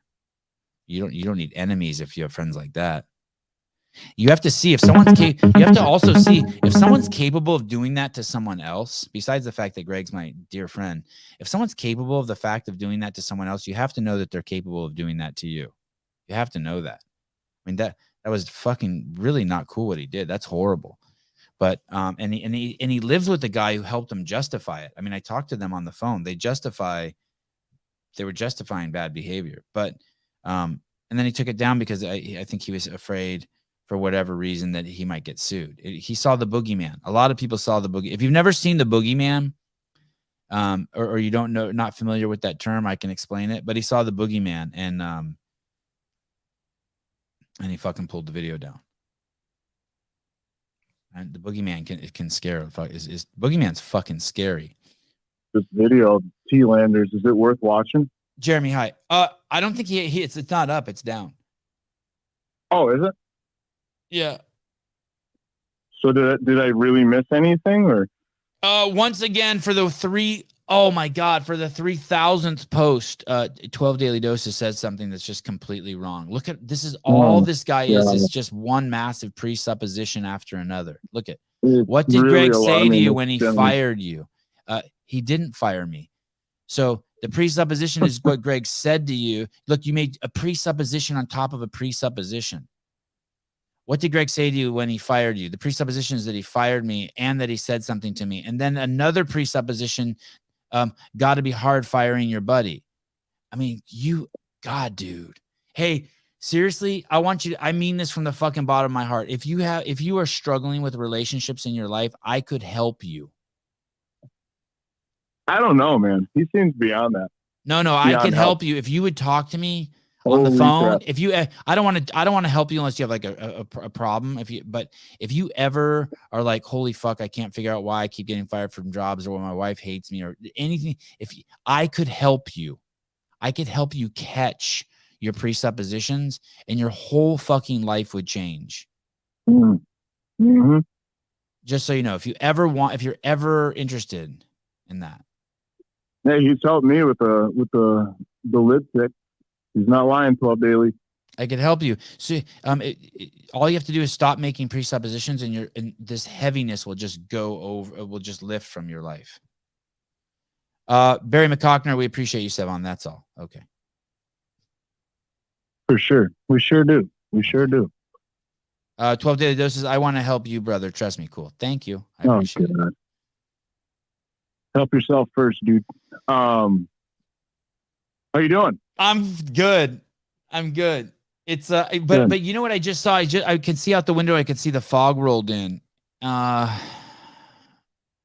I was thinking I wanted to take the kids surfing today, right after the show, but we'll figure it out. That shit looked really cool. And I was down in Slow last July driving on the beach there.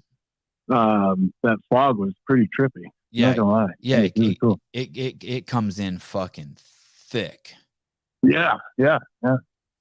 How are things? How is the how's the life? How is the dating? How's your lady doing? Well, I was gonna call and comment on that video, but since you asked, I mean, I've been keeping you up to date offline, but it's been really interesting to see. I mean, shit, it's only been like 2.5 weeks, and to see and I'm not like Mr. Go out and change everybody, although we did talk about that yesterday. But to see her changing, to see her mind growing, I guess, and not seeing things so through that straw, as we've talked about, it's been pretty cool. So I'm really digging it. She was here last night, and it was fun. I'll say that without giving too many details. How old are you again? 37. And how long had you been married? I was married for 12 years and with her for 16. Is it weird putting your hands on another woman's body? Is it a trip? Bro, it's again, without giving too many details. Yeah. Earlier on, it was her and I talked about it. She's really cool. She was really cool about it. Like it was odd as fuck. Like it's like on one hand you're like, all right, she's hot, this is great. But on the other hand, when you're with somebody for so damn long, it's weird at first. But I can happily say that we've crossed that bridge. We're on the other side of that, so it's not an issue anymore. Yeah, it almost would seem like the thought of putting my hands on another woman's body would feel like an alien fucking landscape, just because you've been with someone for so fucking long.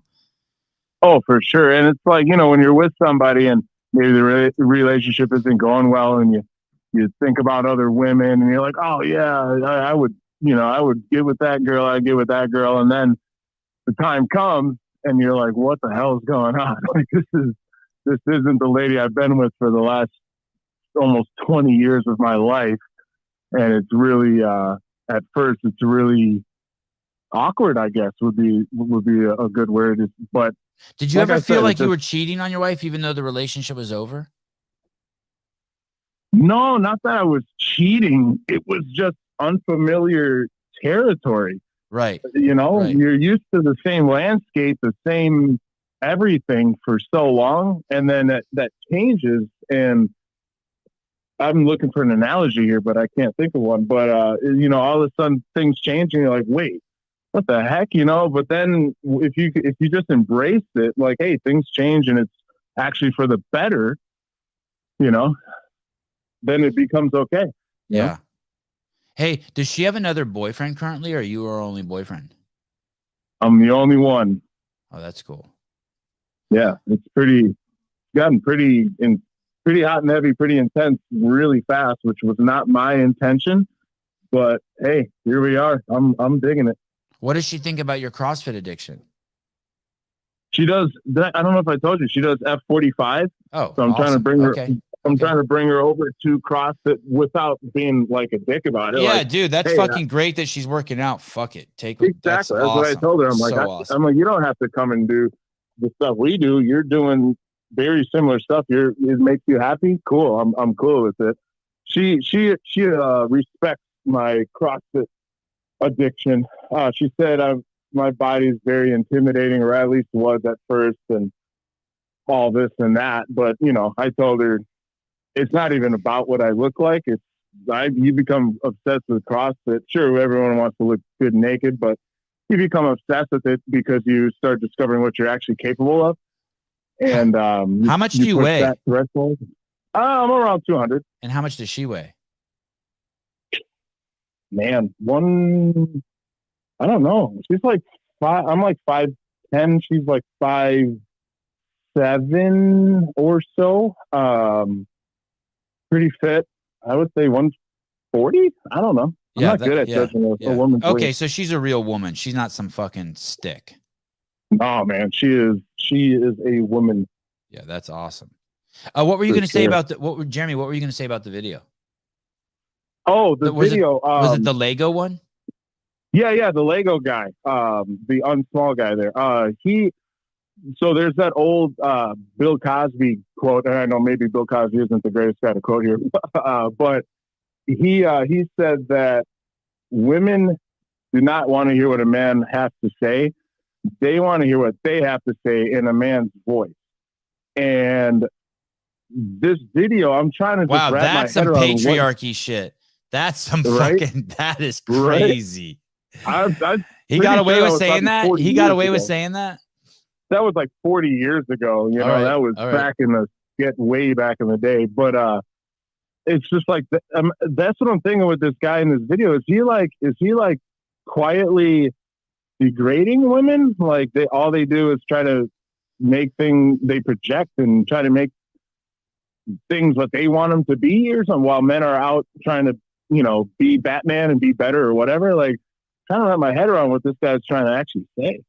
Yeah, I don't know either, but I thought it was fascinating if that is a characteristic, if that trait is generally true, where we hold a character, we see Batman and we want to be Batman, but they see a Batman figurine and they pretend like they are the figurine. You know what I mean? Like they move the figurine around as if it was them. I never played with the Green Army guys and pretended like I was them, right? But I did watch the $6 Million Man and pretend like I was the $6 Million Man. For sure. So it would just be interesting if that was a defining trait. But the people in the comments already fucked me up. That basically there's half dozen women in there who said, yeah, they played with Legos. I'm not surprised. There's some pretty cool, badass women in this chat. I know, and I started thinking that too. Well, maybe these just aren't normal women who will listen to the show. These are like highly evolved women. What is normal though, right? Yeah, good point. Fair. Yeah. All right. Normal is being able to know the difference between a vagina and a penis, and being able to accept the difference. That's normal. I'll go with that. I like that. Great definition. All right. Thank you. Yeah, I'll talk to you later, brother. Peace. Bye. This Tuesday, I don't know the time, but Pedro from Coffee Pods and Wads on this Tuesday coming up. What is the date on that? Tuesday, May 2nd. Pedro will be having Adrian Bosman live on the Coffee Pods and Wads podcast. You don't want to miss that. I'm actually going to look and see Coffee Wads and Pods. It is Coffee Pods and Wads live. Oh shit, he has Brian Friend coming on. His Brian Friend coming on June 13th. You have Brian scheduled. You have Brian scheduled for June 13th. You can do that. I don't see Adrian. Oh, okay. 11:30 a.m. So after this show, 11:30 a.m. Pacific Standard Time, Pedro will have Adrian Bosman on live. I'm going to hit the notify me button. You know what I can do? Look at. I'm going to send you a link. I'm going to put a link in the chat down here. It's a shame because people are going to leave my podcast for this, but I'm going to put a link in the chat, and you can click on that link and go over there if you want, and subscribe to Coffee Pods and Wads, and then also ask for a notification. I turned on all notifications. You get all notifications now from Coffee Pods and Wads. I'm going to show you guys how to do that. Look at. I went over here to his page, I subscribed, and then you click this bell and you hit all. And so we'll get a notification when Adrian comes on. Adrian's a great guest. Great guest. And Pedro's great too. He won't interrupt Adrian So if you're tired of me interrupting people, Pedro will be your cup of tea. He'll let Adrian speak unfettered. Danny GM, forgive T-Lander for what he did. For what he did, nothing wrong. He showed his nature. He is a fragile human being and can't even keep the video up because he's weak-minded. If anything, thank him for showing his true nature. I don't know. I don't know if I agree with that. He shouldn't. I don't agree with that. But I thank you for the money. I don't agree with. I think he did the right thing by taking the video down, but unfortunately not for the reasons he said.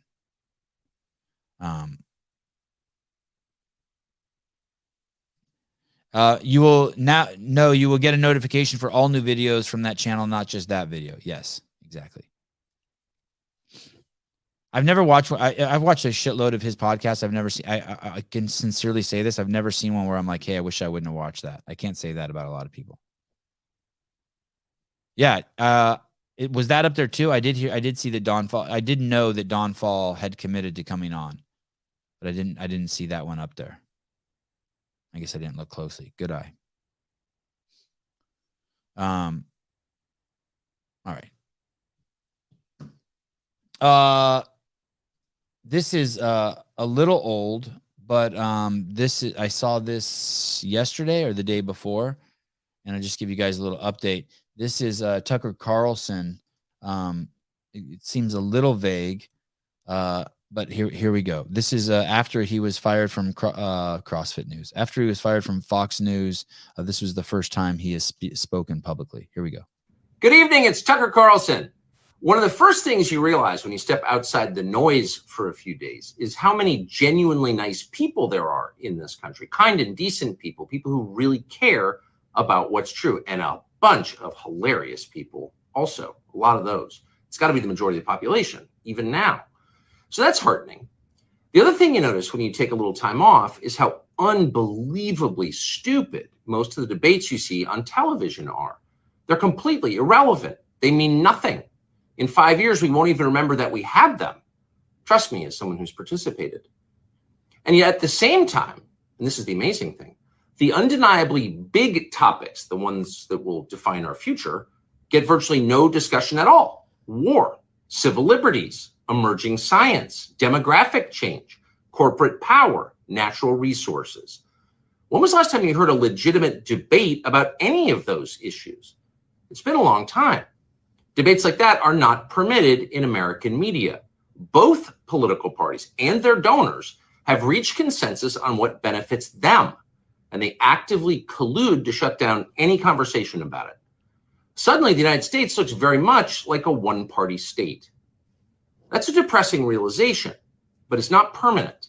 Our current orthodoxies won't last. They're brain dead. Nobody actually believes them.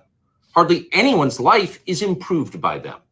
This moment is too inherently ridiculous to continue, and so it won't. The people in charge know this. That's why they're hysterical and aggressive. They're afraid. They've given up persuasion. They're resorting to force.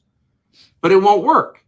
When honest people say what's true, calmly and without embarrassment, they become powerful. At the same time, the liars who've been trying to silence them shrink, and they become weaker. That's the iron law of the universe. True things prevail. Where can you still find Americans saying true things? There aren't many places left, but there are some, and that's enough. As long as you can hear the words, there is hope. See you soon. Good evening. It's Tucker Carlson. No, it sounds like he's not going away. So that's good. That's nice to hear that. I greatly enjoy his contribution to humanity. I'm so appreciative of it. Yeah, Sevan skipped the Jesus comment. Oh, stop watching me. Jeremy E. World, I listen to Tucker and wonder how anyone can say he spreads misinformation or any other BS they accuse him of. Dude says the truth. Trish, what did he just say? Yeah, so I get a little bit of that too from him, Trish. I get just right there. It's vague. I would say he's speaking to his people there. Hopefully he's going to fill in the blanks, right? That's what I'm hoping for. I'm going to cut him a little bit of slack. I'm not going to go at Tucker for that. Gazan. Bench 270. We had her on the show yesterday. That was cool.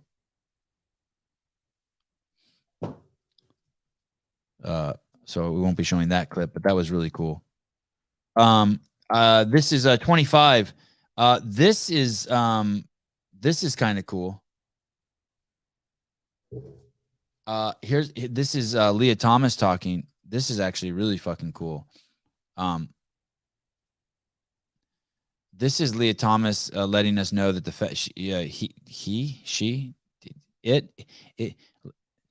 Leah has realized that the feminists are not on his side, and he's tripping. He's tripping. And you know what you realize here? That this is just a young guy. This is just like this is just like one of your stoner friends in college. Just listen to the way he talks. It's just a dude. He's just in over his head and all sorts of shit. But here we go. Great skin today, by the way, Mr. Thomas. They're like, oh, we respect Leah as a woman, as a trans woman, whatever. We respect her identity. We just don't think it's fair. You can't really have that sort of half support where you're like, oh, that's not half support. Do you see that leap he made right there? We're going to keep hearing that over and over. That's not half support. We totally want to allow you to do whatever you want with yourself. But when you impose it on other people, then we don't have to agree with you anymore. And that's not half support. That's not half support. They're like, oh, we respect Leah as a woman, as a trans woman, whatever. We respect her identity. We just don't think it's fair. You can't. Really I want to give you the example of this. It is not illegal. It is not illegal to have any fantasy inside of your head. And nor should it be. If you have a fantasy inside of your head, and it is to rape people and have sex with them and then kill them, and that's your fantasy, it's all on you. No one should ever stop you of that. If you act on it, you should be fucking suffer the repercussions, and it should be fucking swift and hard, because now you forced other people to participate into your fucked up fucking shit. But there should never be thought police. Never, ever, ever be thought police. The brain should be 100% free. Each person's brain should be able to think anything you want. The grossest shit, the most macabre shit. You should be free to think anything. And that's what we want to give Leah Thomas. That's what we want to give everyone. Complete fucking freedom. But the second you impose your fantasy on the rest of us and want us to participate in your fantasy, which is to be a man, which is to be a woman now, and then live out your fantasy and compete against women. No, we're not doing that. We're not participating in your fantasy. No one wants to forfeit their kids to allow a pedophile to participate in their fantasy. No one, I always thought it would be cool to rob a bank. No one should be obligated to participate in my fantasy of robbing a bank without the repercussions. It doesn't work like that. And so they're saying he's conflating, this is where the mental illness is. He's conflating his inside world with his outside world. And it makes him completely mentally ill and unable to participate in society. These people are a threat to everyone's like physical freedom. That's what the whole DEI council thing is. They're a threat to everyone's physical freedom. And not only that, they're the opposite. They want us to comply to their physical reality, their physical delusions. They want us to comply in the outside world with them. It's absolutely nuts. And we want to give them the freedom in between their ears. Yeah, they want force. They want to force us to participate. They want forced participation. Yeah.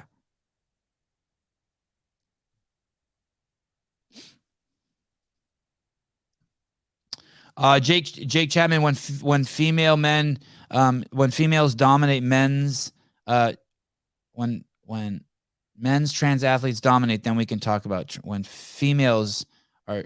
I don't know what that means, but anyway.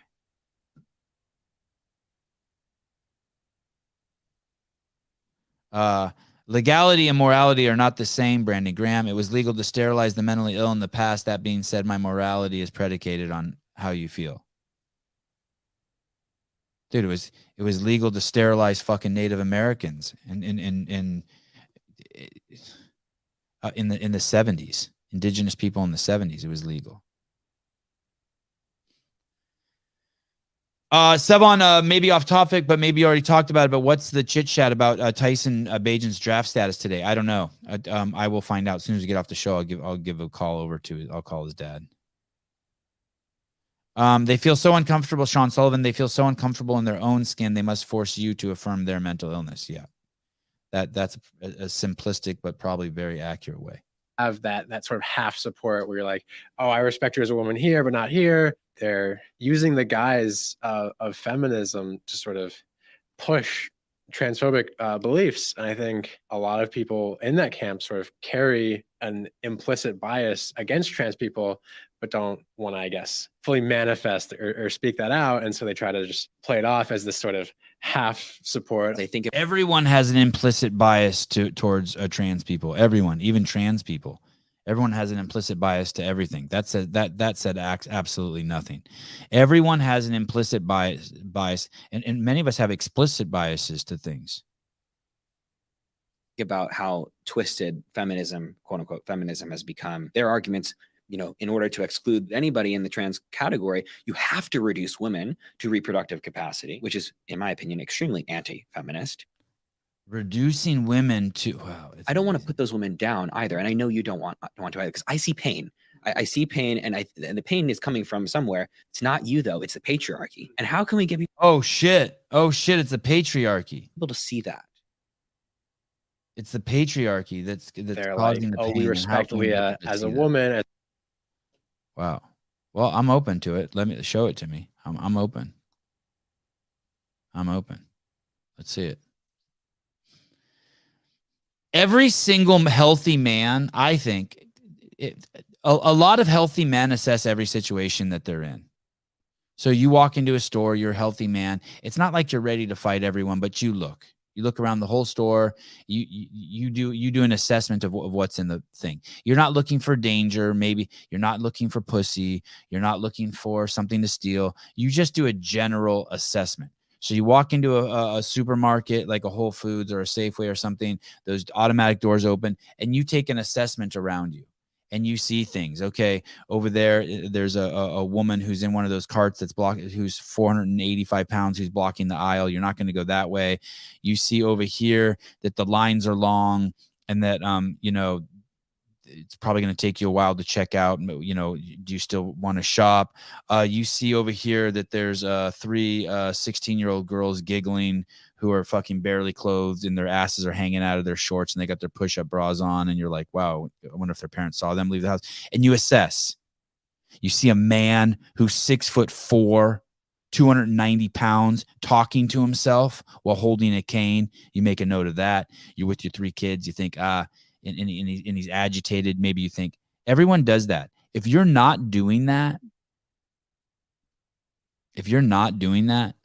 you should be. That's part of just being a man. Maybe it's part of being a woman too. I don't know. I kind of want my wife to do that. Not kind of. I want my wife to do that. As you enter new situations, you're just looking at shit. You're watching shit. You don't trip over cracks in the concrete or curbs, or you have a highly high level of situational awareness. When you grab the shopping cart, you look at the handle before you put your hand on it. You're just present. You're not like looking for anything specific. You're not looking to see if like someone spit on the shopping cart handle or if there's a sharp edge. You're just paying attention to shit.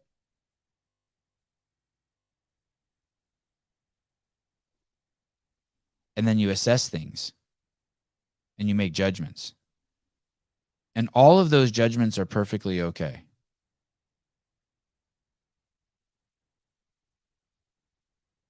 All of those judgments are perfectly okay. Trust your gut. Don't act out of fear. Don't act out of confidence. Don't act out of ego.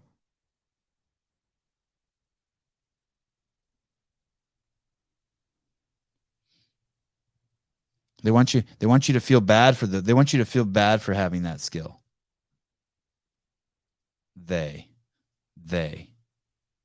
Some people want you to feel bad for having that skill, for doing that. They want to judge you. They want to say that you're racist or discriminatory or prejudiced or unfair, that you have bias. It's okay.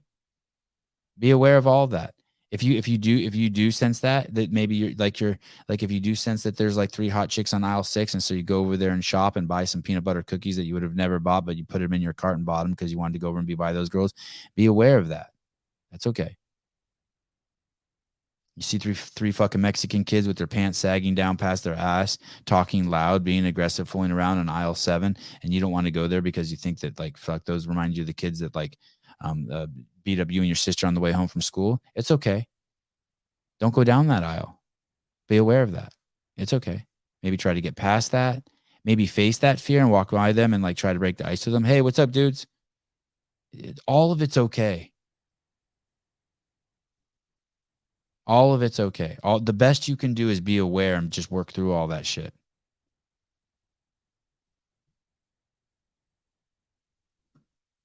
Everyone has heard that Fox News fired Tucker Carlson, and here's why it's great news. People are speculating that the firing was a result of the Dominion vs. Fox News lawsuit. Others that he was fired for criticizing BlackRock, and Twitter has pointed out that BlackRock owns Dominion and Fox News. In fact, they have a 15% share of the entire company, and because of that, Fox News has been filing ESG reports. You're about to understand why every company in America has gone woke. ESG is a type of investing that stands for environmental, social, governance. And according to Bloomberg, investment firms will hold $53 trillion in ESG assets by 2025. And here's why it matters to all of us. That $53 trillion will only be invested in companies that are environmentally and socially responsible. Hence, ESG. Environmental, social, governance. It's why Fox News' latest ESG report shows that it's gone woke, and why companies like Bud Light launch ads like this. So is it BlackRock? Is it Dominion? I don't know. But what I do know is that people are asking the right questions and starting to look in the right places, because we shouldn't be asking who's corrupt and who's not. We should be seeing that 6 companies control nearly every television network, and that BlackRock and Vanguard have leverage over those 6 companies. It's why so many companies don't worry about boycotts, because the investment money is controlled from the top. It's why I teach our students about the media industrial complex, the medical industrial complex, and how to view the world from a systems level to understand how the world really works. Check out my private homeschool community and Cubs to Bears books. Brett Pike, he was a guest on the show, letting you know that when Fox paid the $780 million to Dominion, that they gave it to themselves. Fucking crazy. Mike McCaskey, The Great Reset, look it up. ESG is a mechanism for this. Yeah. What a crazy way to try to control people. Climate change. It's here. It's real. It's climate change. Patrick Clark, nope, it becomes a free market. In his case, he will have around 5 teams that want to bring him in, and they will be competing against each other to earn his favor with money, mainly guaranteed money. Well, who are you talking about? Who are you talking about? Tyson? I missed that. All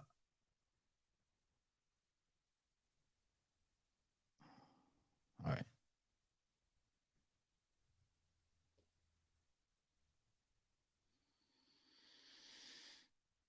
Oh, Tyson. I think he had 7 specific teams reach out to him and tell him when they were going to draft him. I think that's if I recall correctly. That's what I heard. I don't know if I'm even supposed to say that. But if I'm not, I apologize. And either way, whoever gets him, stoked.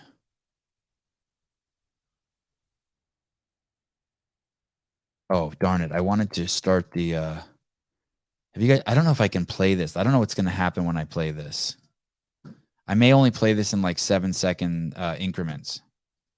The guy's name is Wheeler Walker. Wheeler Walker Jr. It says, "Are you a country music fan?" Have you guys heard this? This is crazy. This is so good. Okay, here we go. She's a country music fan. Think I'm gonna get in trouble for that? Is that too long? Was that more than 7 seconds? She loves dicks, big cups filled up with beer. Pretty good, right? Right? She loves asking to hear her favorite song from the band.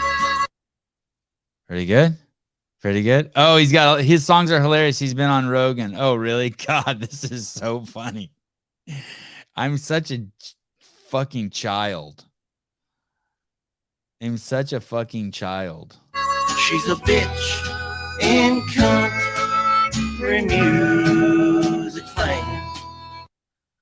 Unbelievable. And she's a country music fan. Oh. As a person who loves country, I approve. Man, this is so he has a whole album. I need to get the whole album. I'm gonna get the album. I'm gonna start listening to it in the car and see what if my kids pick up on it. Is it all like that? Because man, that's unreal.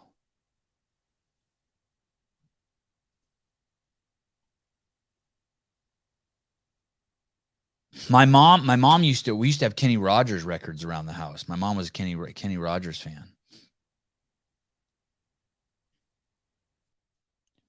And we also had Barbra Streisand records, I'm sorry to say. No, not nice. That's not nice. Come on, Sebi.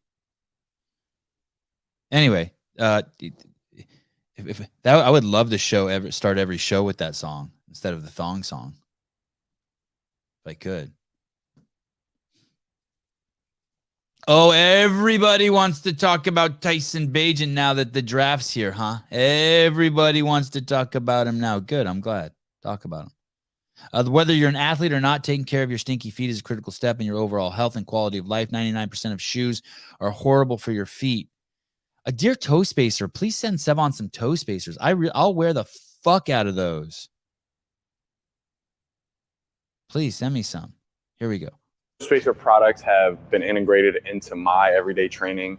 A lot of times, field sessions when I have to put cleats on, they have a narrow toe box, constantly cutting and planning off of and moving in, and they're really detrimental to our feet. Understanding how important foot health is, with everything just working from the ground up, with it going from your feet to your ankles, knees, hips. It's all connected. So being able to have a reset before and after practice has been the biggest thing for me. The toe spacer product. My kids know Tyson Bagent, but the second my kids are done with activities, I take their shoes off.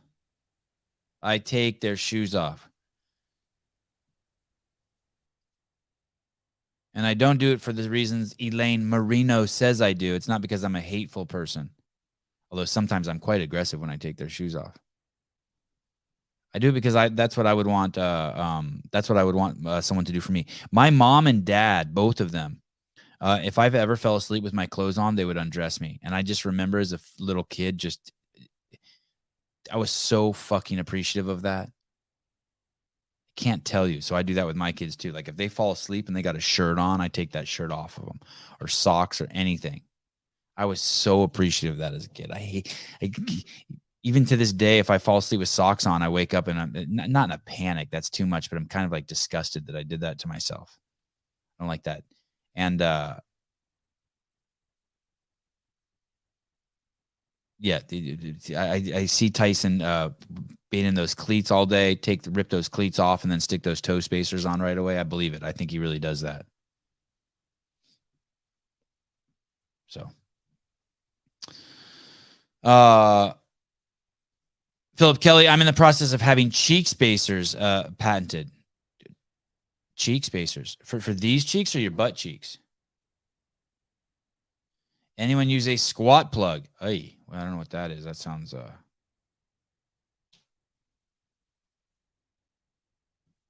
I bang around with socks on. I bang around with socks on too.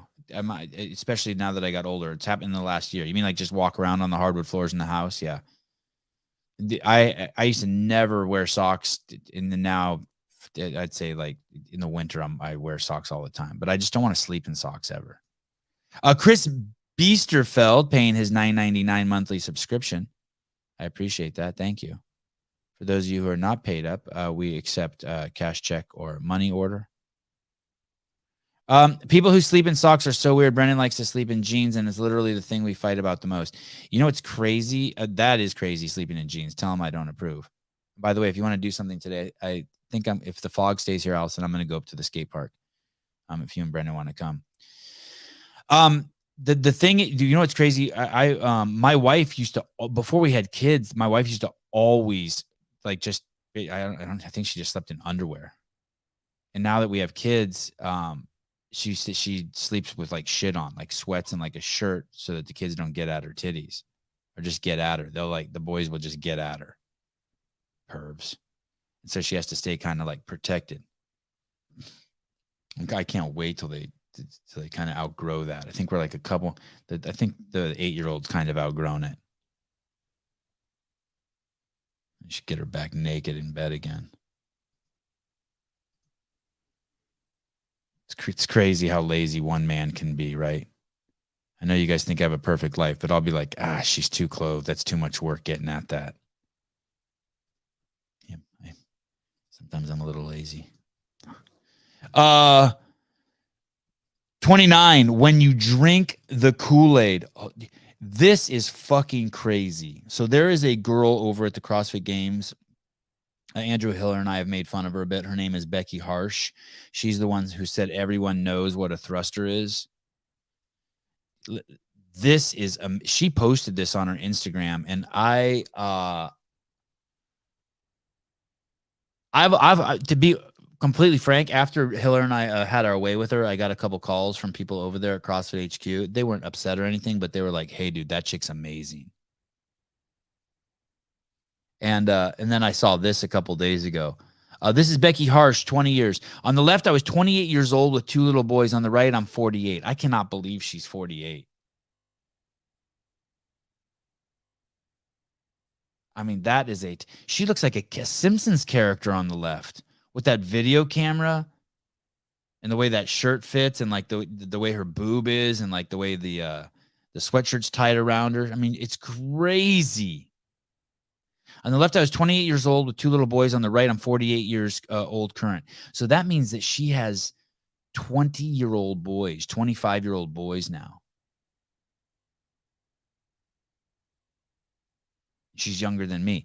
I never underestimate the power of consistency. I found CrossFit almost 17 years ago, and I absolutely believe it changed the course of my life. The difference in my body are obvious. I'm feeling healthy and strong and ready to take on the next half century. And you fucking look amazing. Absolutely amazing. Even better than the physical changes, I can actually see the confidence I hold in my frame now. I'm no longer threatened by the patriarchy. Oh, that's cool. She didn't say that. I just made that part up. I feel capable, valuable, and sometimes even powerful. Miss Becky Harsh, from a douchebag misogynist like myself, you fucking look capable, you look valuable, and you look very powerful. I mean, you fucking look amazing there. Absolutely amazing. Power stance. You're a fucking boss. 1 hour a day, I take class. I focus on eating real food, meats, vegetables, nuts, and seeds, some fruit, little starch, and no sugar. And I just keep going. This is so cool. Not the same person, no way. It's fucking crazy. Fucking amazing. Yeah. Dude, she's 28 here. She's supposed to be in like prime fucking like baby making mode, you know, like dude should be wanting to like, but at 48, she's hot as fuck, like way powerful. Like she looks like she's ready to start life too. She looks like she could have 4 more kids. You're an inspiration for so many. Tons of love to you and your work, Becky. I'd love to see people. I'd love to see people who this is their journey. This is crazy. Caller, hi. Hey. Hey. So I've been wondering for a little while. First off, how are you doing? My bad. I'm great. No, it's okay. It's okay. No formalities ever needed. But I appreciate it. That's sweet of you. Go on. Speak your mind. Are you part of the patriarchy? What's that? Good. A perfect answer. Thank you. I apologize. I owe you an apology for asking you dumb shit. What is it though? I don't know. I honestly don't know. I think it's the patriarchy is just if you're a man. Are you part of the men? It's like the Illuminati, but only men are in it. I don't know what it is. Oh yeah. I mean, I feel like a man, but I mean, that's a different idea for everybody. So. Hey, how amazing does Becky Harsh look? This transformation is crazy, right? Yeah, at 48, I mean, I think it's tremendous. I mean, more people, especially at that age, should be, relatively lifting heavy weight. Yeah. Relative to what they can do, their size. So, hey, I mean, I wish more people did that. And we were talking about what normal looks like. That should be normal. Could you imagine? Yeah, that should be normal. It probably was in the 70s. Do you think that was normal 100 years ago? Yes, I do. I think really. When I went to Africa, the time I spent in Africa, that the way she looks right there, was just all the women had fucking amazing bodies. So I'd go into like the villages because they were doing stuff. They were carrying 20-pound buckets of water. They always had a kid on them. They were always walking. I never saw one motorized. There was no electricity. There was no I think and I think 100 years ago it was like that. I really do. Because everyone was cruising around, right? Had to deal with their own shit.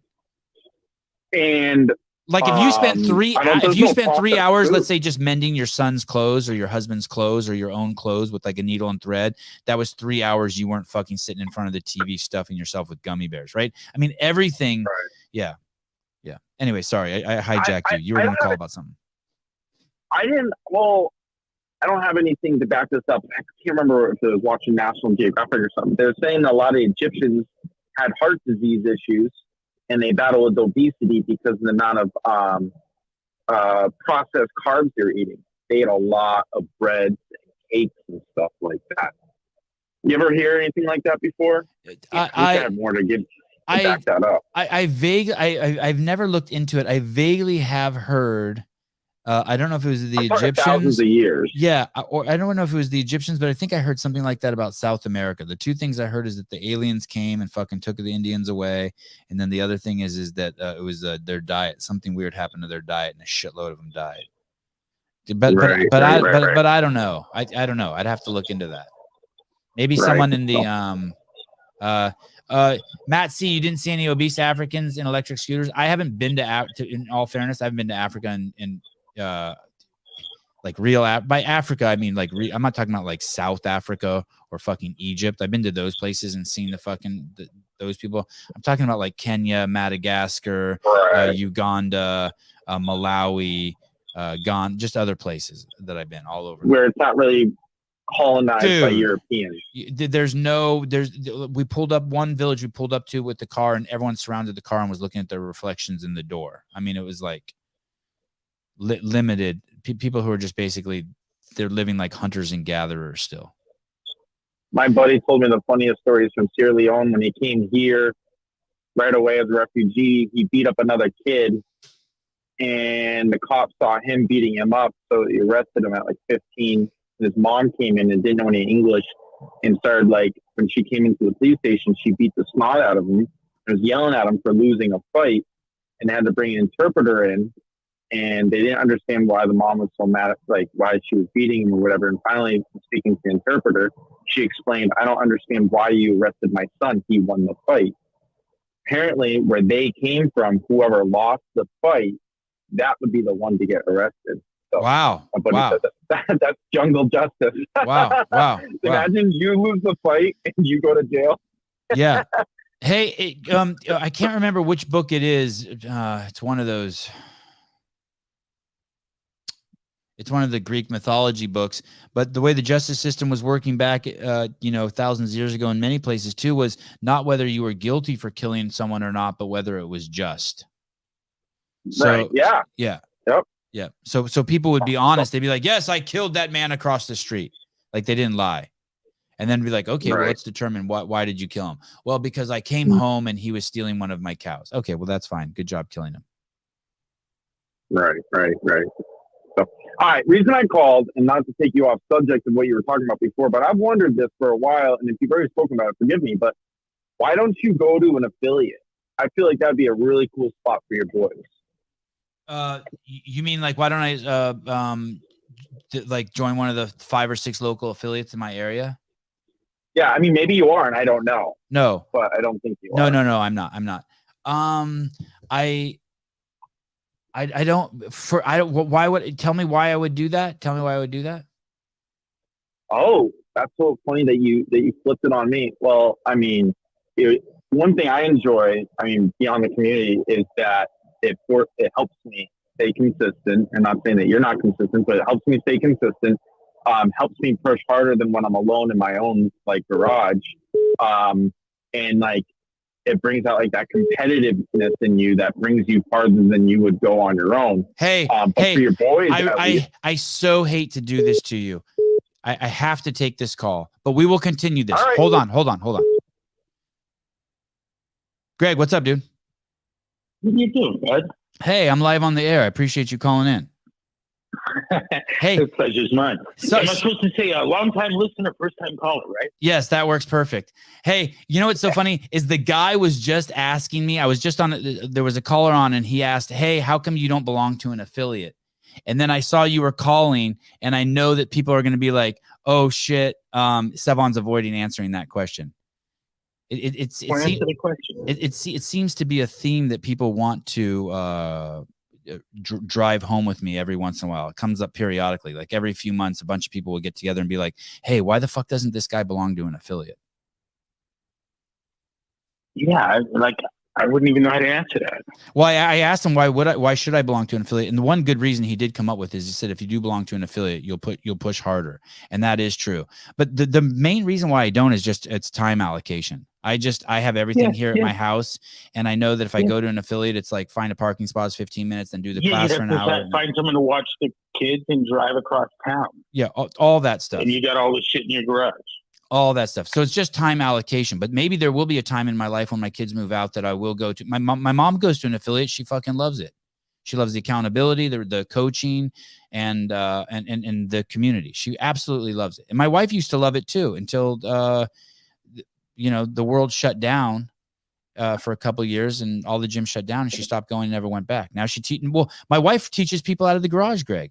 Teaches your methodology out of the garage. Yeah. Like, my sister is an affiliate. Oh, she is. Kathy is. Yeah. She affiliated her backyard. Philip Kelly. It's three dog CrossFit. Oh, that's awesome. Oh yeah. She still has that, huh? Yeah. Unless they took it from her.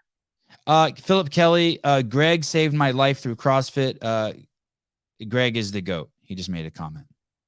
That's sweet. Jeffrey Birchfield, professor, where is he? The University of Texas. I want to say in neurobiology, says, tell Greg I said howdy. That's cool. A lot of good folks out there. I got a lot of good friends. 12 daily doses. Did Greg invent Fight Gone Bad? What an asshole move. Fair enough. No one's perfect. Hey, Greg, I'm going to ask you a tough question. You ready? Yeah, I'm ready. Tough question. Here you go. Tough question.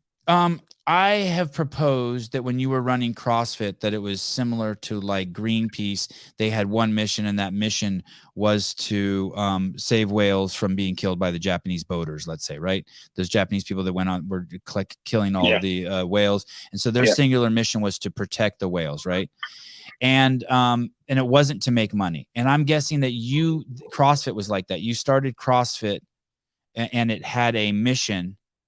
And now the mission, if you're not the owner, or the owner is owned by venture capitalists, or if the company's gone public, that it can't pursue a mission outside of making money, which therefore then, legally speaking, which then makes the company completely different. Yeah, I'd invest an enormous amount of time, resources, training, experience, develop some expertise, you know, and I didn't see myself at the time this way, but I do now. I was kind of a health and fitness activist, and it morphed into a business. You know, the first affiliate wasn't my idea. It was Dave Werner's idea. And he said, "Hey, we want to be an affiliate." I said, "What's that?" He goes, "We're going to fly the flag." In fact, they opened up in a SureGuard storage unit, you know. And if anyone had seen that as a business, I think they'd have been nuts. And if they say now they would have, they're probably lying. But it kind of developed it into a business. But for me, the financial side was always what was sustaining the effort. And my commitment was to the affiliates to spread the gospel, if you will. They were the forward guard of what was no less than a revolution in fitness and health and nutrition. And so I've always been protective of the affiliates. And frankly, even from the business perspective, that's all there was. And I knew that trying to spew out the whole thing, right? CrossFit jump ropes, CrossFit dumbbells, CrossFit rings, CrossFit protein powder, fish oil, all those things. And I presented with all of those and told that I was a shitty businessman and didn't know what I was doing because I didn't take advantage of those things. But what I saw is that if I couldn't come up with rings that differentiated themselves from other rings in the manner that the training prescription did from other training prescriptions, then with each pair of rings we sold, with each fish oil you swallowed, capsule you swallowed, the brand was being devalued by that exact amount. You can actually quantify the devaluation. And so I stayed out of those things. And, you know, we did make a bicycle. Why? Because we produced a bicycle with the help of 7 cycles in Boston that stood out from other bikes as significantly as the training stimulus from other things did. And that was kind of the effort. But, you know, I don't want to belabor the point much. It's not that interesting to me either.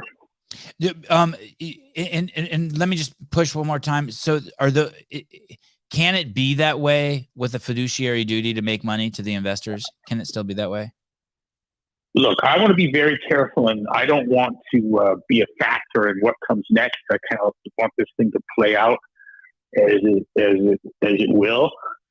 And so I don't want to paint a gloomy picture, but I think that whoever owns the thing, and we have no idea who that is, I think they have a fiduciary compulsion to skew this thing out to as many different things as you could possibly fucking sell. And I'd imagine that to the owners, maybe not to management, but to the owners, that each of whatever there is currently number of gyms, whatever's left, that's each of those is a potent potential point of sale, point of presence. And you know, I remember telling Reebok that at the point that you're going into the back and you pull out, here, let's try a size 10, you put it on, you kneel down, get the little foot measuring bullshit thing, and pinching toes. Okay, walk back and forth. How's that feel? You're a Foot Locker employee. You're not a trainer. You're not a professional. You're a $9 an hour Foot Locker employee. Nothing wrong with that. But what we were doing was the professionalization of the training space, and that started with a professional prescription. This wasn't ride the life cycle, reading the newspaper, talking to the hottie next year on Monday, Wednesday, Friday, and Tuesday, Thursday, and Saturday, back and thighs, chest, shoulder, tries, and legs. It was different than that. It was improved from that. And the level of engagement, the points of contact subject-wise, from how you're feeling to, hey, maybe you don't need a statin. Why don't we just lower your blood sugar and see what happens to your blood lipids? All of that required something very, very different than had been seen in the community before. And I would suspect, and I'm understating this, that the compunction to the forces to move in that direction are fairly unavoidable. Look, if I had the fiduciary obligation to wring every fucking penny out of this that could possibly be wrung out of it, I really don't know what I'd do. I don't think I'm the wrong guy. I'm not going to be able to tell affiliates that this is the best jump rope ever made. What's the best thing about it? It's CrossFit on it. Look at it. And you know, when Nordic Naturalists came to us, or whoever it was, and hey, you guys got to sell fish oil. Well, we get it. We'll provide it. How's it different than yours? It's going to say CrossFit. Oh, okay. Not interested. And I don't think you could, in a purely business sense, I don't think you can ethically avoid that. I think you have an obligation to put your name on pills and have them swallowed, though they cannot be differentiated from any other fish oil. Right. And so I had the luxury of being the sole shareholder and a commitment to the affiliates that supported their professionalization. And you know, I had my hands full maintaining the purity and effectiveness of the stimulus, and then keeping the screws at bay, the evil forces. And you did a fucking great job at it. 12 daily doses. I don't know. I mean, in the end, they won. I mean, yeah, whatever. Yeah. 12 daily doses. Greg, thanks for creating this. Danny GM, damn, Greg is the man. These are all people who are making contributions to the show, Greg. This Danny GM just gave me $50 because you came on the show. That's really sweet. Really sweet. Yeah. You know, I get asked all the time, how are you? And and how are you? Like, is there something horrible happened to me? And, you know, look, where I stand now from where I was, I've got multi-generational wealth. I'm free to continue doing exactly what I was doing before. You know, I wasn't concentrating on push press or WOD so much. We kind of pass that on. There are many people that have learned how to do that and do that effectively. But what I was able to do was in the movement from look, the opportunities that were afforded me and all of us in fitness came out of the corruption and deficiencies of academic strength and conditioning. And I thought I was just smarter than the people at the university because look, I don't care what you say. I'm going to get old lady squatting. They need to. It's essential. We're going to reduce our carb load, et cetera, et cetera. And I came quickly to realize that the problem was corruption at the academic level. In fact, I think I fairly well proved that in CrossFit versus NSCA and in the NSCA versus CrossFit in the state suits. I've amply demonstrated in some landmark decisions what the corruption was. And what was fucked up in fitness is the problem sat at the university and its industrial sponsors, soda and others, food industry, food and beverage industry. And we came quickly to learn that nothing was going to get better in fitness while it was so fucked up in health. And the problem in health was similar to the problem in fitness. The problem was in science. And so now I get to address broken science. So just in my life, multi-generational wealth, freedom to continue to do what I thought was really important, needed doing anyways. And I don't think there was a lot of appreciation for it internally with the staff, nor maybe with the broader community. And I'm an older guy with a whole bunch of kids, and I get to spend time with them every day. In fact, I'm homeschooling and absolutely loving it. So my life couldn't be better. I've got none of the stresses I had before. You know, the cool thing about being in the broken science space is that it doesn't attract any of the idiots that had to weigh in on everything, games athletes and their sponsors. On the fitness front, you know, I'm not going to keep Catherine David's daughters never going to chime in about null hypothesis significance testing, and so I'm kind of immune from the mindlessness that required so much response. I want to thank you. Not to single her out. There's, you know, no, it's fine. I appreciate it. Hey, listen, I know that I mean this, by the way. I appreciate the more than 10 years of effort you put into me. You said a line in there that, you know, some of the staff may have not appreciated what you were doing. I appreciate the more than 10 years of effort that you put into me, making sure that I did appreciate what you were doing and that I was finally able to glean a portion of that appreciation, because it has completely changed my life. Not changed my life, added so much value and significance to my perception of reality. I'm able to appreciate the world and people and life so much better with the perspectives that you've introduced to me. They're just the ability you've given me to see things with clarity. And I mean that. I'm not just fucking blowing you. And I know that you don't appreciate being blown either. That's wonderfully kind and very gracious. And people would stand in line and tell me, "Thank you for changing my life." You've given the voice, and you've manifested my life's work. And so that's cool. Amplified, and, that's really cool. We're a megaphone to my message, and it's a two-way street. I owe you as well. Yeah, that's a fucking really cool thing. That the community manifested your life's work. That's fucking cool. That's like in 2008 when you put your arm around Jason Khalipa and you said, "This is the product," and now you're taking it, obviously much further. Alice NYC in the comments, ask him about his next BSI event. So you had a super duper public event, and now from talking to you, it sounds like what you're going to do is you're going to do a very limited events, but shitloads of them. So events with just like 50 people at a time, but you're going to do them all over. Is that correct? And I know of one that's coming up. I don't want to reveal any details about it so it doesn't get mobbed. I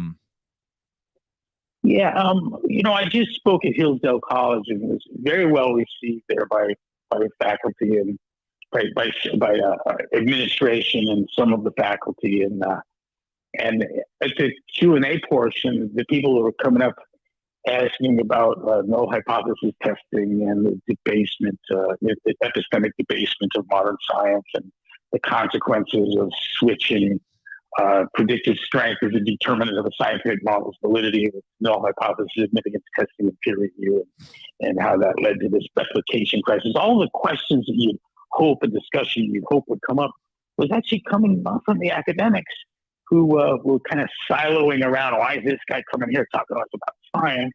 But it was coming from affiliates, and many of them had traveled 4, 5, 6, 7 hours to come to Hillsdale, Michigan to talk to me. I thought, geez, why try to cram this thing down? And the science that's broken, it's university science. It's not industrial science. It's university science. There's some odd exceptions where we have industry cozying up closer to government, like in pharma. But for the most part, the science that's practiced at SpaceX and Intel and Amgen is clean, and the science that's practiced at university, with the exception of some of the natural sciences, the replication crisis sits at the university, and the discomfort in bringing that up at the school was palpable. And it's the affiliates that were chomping at the bit and asking the good questions. I think this is easy, and the affiliates are everywhere, and almost everywhere I've gone. We've done a lot of traveling. I was just in Costa Rica, where there's an affiliate. We were in St. Lucia, where there's an affiliate, and so it'd be an easy thing to just walk in casually. I had to put a jacket on and a dress shirt and all that shit to go talk in front of the academics. Someone suggested I would have been better received with a tie on. And I was like, you know what? I don't know if I got that in me. And here's the thing, too. I have zero visions of changing the system. In fact, I'll tell you right now, it's not going to change. What's bad is going to get worse. But what we can do, it's just like fitness, too. We didn't change the fitness world. I mean, I watch in my news feed, I'm seeing the low-fat diet is making an epic comeback. Epic. Word. And so what we can do, though, is inoculate. Love the word. We can protect not every man, but any man from the tyranny of shitty science and its purveyors. And that's an achievable thing, but it's one individual at a time. It was the same thing with the fitness, too. I had no visions of changing the fitness world, but I knew that anyone that came into one of my affiliates' gyms and tribe, and that's that any man, right? There's a literary notion of every man, and it's that person that has that thing common to all of us. And I think that's been overplayed. I think what's important is that it came to me when I'd always been plagued by this question from fucking journalists, Greg, this isn't for everyone. And finally one day, there's someone that I had spent enough time with, a journalist, that I enjoyed her company, and the interaction was honest. And when she said, "You have to admit this isn't for everyone," it just jumped out of my mouth. I said, "You're right, but it is for anyone." And boy, that stuck with me. And from that, I created this kind of, in my head, notion of any man. And any man is anyone who comes forward and is willing to pay attention, listen, and try. And I don't care if you're 500 pounds what color you are doesn't matter. What your health deficits do not matter. In fact, the greater the deficits, the more dramatic the response, and the better I get to look applying my trade. And so that's where we're at with this science thing. I'm interested in spreading the word, talking to people so that people can understand how it is that when someone says, if you don't follow me, you don't believe in the science. That should make everyone laugh. And I think we've all been through enough recently that that might resonate with some people. By the way, when anyone talks about the science, I got that from Matt Griggs, all your alarms should go off. All of them. The science. The science is settled. That's all bullshit. You have an event coming up, but it has limited occupancy. Is it going to be just the first of many? And how can people come to these events to hear you speak? That's my plan, unless I have no fun at all. But I can't imagine that. It's in my hood. It's at my friend's ranch, and it's going to be fun. I think it'll be cool. It's easy. It's easy for me to speak to the affiliates and their friends. And where can people go? I know you're not, you don't want to promote your own shit. You're very, I don't know, you don't like to do that, but you have to tell us, where can people go to sign up for events or get on a waiting list so what more events pop up around the world? God, I don't know it. I've not been to the site that Emily's running, but I know it is there. Yeah, can you believe I've still not looked at people? How's the book going? And I'm like, I'm not writing a book. I'm developing a curriculum. The book is Emily's. I don't have enough interest in CrossFit to write a book about it. Okay. For everyone who's listening, I will get you information on that. I will get you a link. We will put a link permanently on every YouTube video that we post from now on in the comments so that you can see where to sign up for these events. But I am on to something, right? Even though you're not saying yes or no, you are going to be doing some small events, and you're going to probably do a lot of them. And the first one is coming up, and it's going to be for the CrossFit community to come and hear and learn about broken science. Okay. And I'll just tell you, we're starting at the ranch. You know, so much began there, and it was fun. It's 20 minutes from my place in Santa Cruz, and so great start. But I don't think I have it in me to say no to. I just heard from Doug Chapman yesterday. He just affiliated his 18th year. He re-affiliated or de-affiliated? Yes, he re-affiliated. Re-affiliated, and he's coming out. He's going to be there. But I could see just running through that list of longtime affiliates, the people that have been there 10 to 18 years, and if they had interest. I don't think I'd be able to say no to go out. It's a simple thing for me to just fly into town, do that thing, have some tacos, and leave. You and I went to the Super Bowl together, and we showed up at halftime, and we left 3 minutes into the third quarter. and both of us were happy to go there and leave. That was in Dallas. Dave and I were invited to the Super Bowl to go on one of the team's planes, owner's bird, and sit with him. And it was a tough thing to explain that, you know, greatly appreciate the offer, humbled by it, touched, honored, but there's someone out there that would just, it would be an experience of a lifetime to go get to see the Super Bowl and go with the owners on their jet. But I'm not that guy. So. But what about I'd rather drive across 4 states and go sit in your box with you, right? But okay, what about this Super Bowl? What about this sporting event? There's a guy who owns 5 gyms on the Isle of Man, and his name's Jake Chapman, and he says, "Does Greg want to come to the watch the TT on the Isle of Man?" I mean, would that interest you? I mean, I'm not. It's not like an invite, like you have to commit to it now. But I mean, I love the thought of going and watching that race. Do you know what that race is, Greg? Are you familiar with that one? Yeah. And you know, I know about it's kind of a tragic year last year. Some unfortunate level of injuries. I think it was last year, and you know, I have we'll call it a sickness for all things on 2 wheels. Right. Yes. That. Yes. So you know, that's a little more interesting to me. But yeah, I'm not much of a spectator for sport. And I think I was invited to that too. To the Isle of Man, you've been invited before? I think I was this year. It's just come up recently, and I said, yeah, we'll see. I need to make a trip to Europe, and I need to do so to see affiliates, and not to, I don't want to go to Monte Carlo, and I don't think I want to go to the World Cup or anything like that. I just I get a simpler thing going. Hey, what do you mean see the affiliates? Are you feeling some sort of a familial like obligation, or what do you mean to visit the affiliates? What are you talking about? You sold the company. No, but the country managers and the affiliates. Just take Europe for example. I speak with all of them regularly, as though I had just seen them last week. And these are friends, and they've been, when they're stateside, they come see me, and I just, in visiting them, it feels natural. It feels like a family reunion.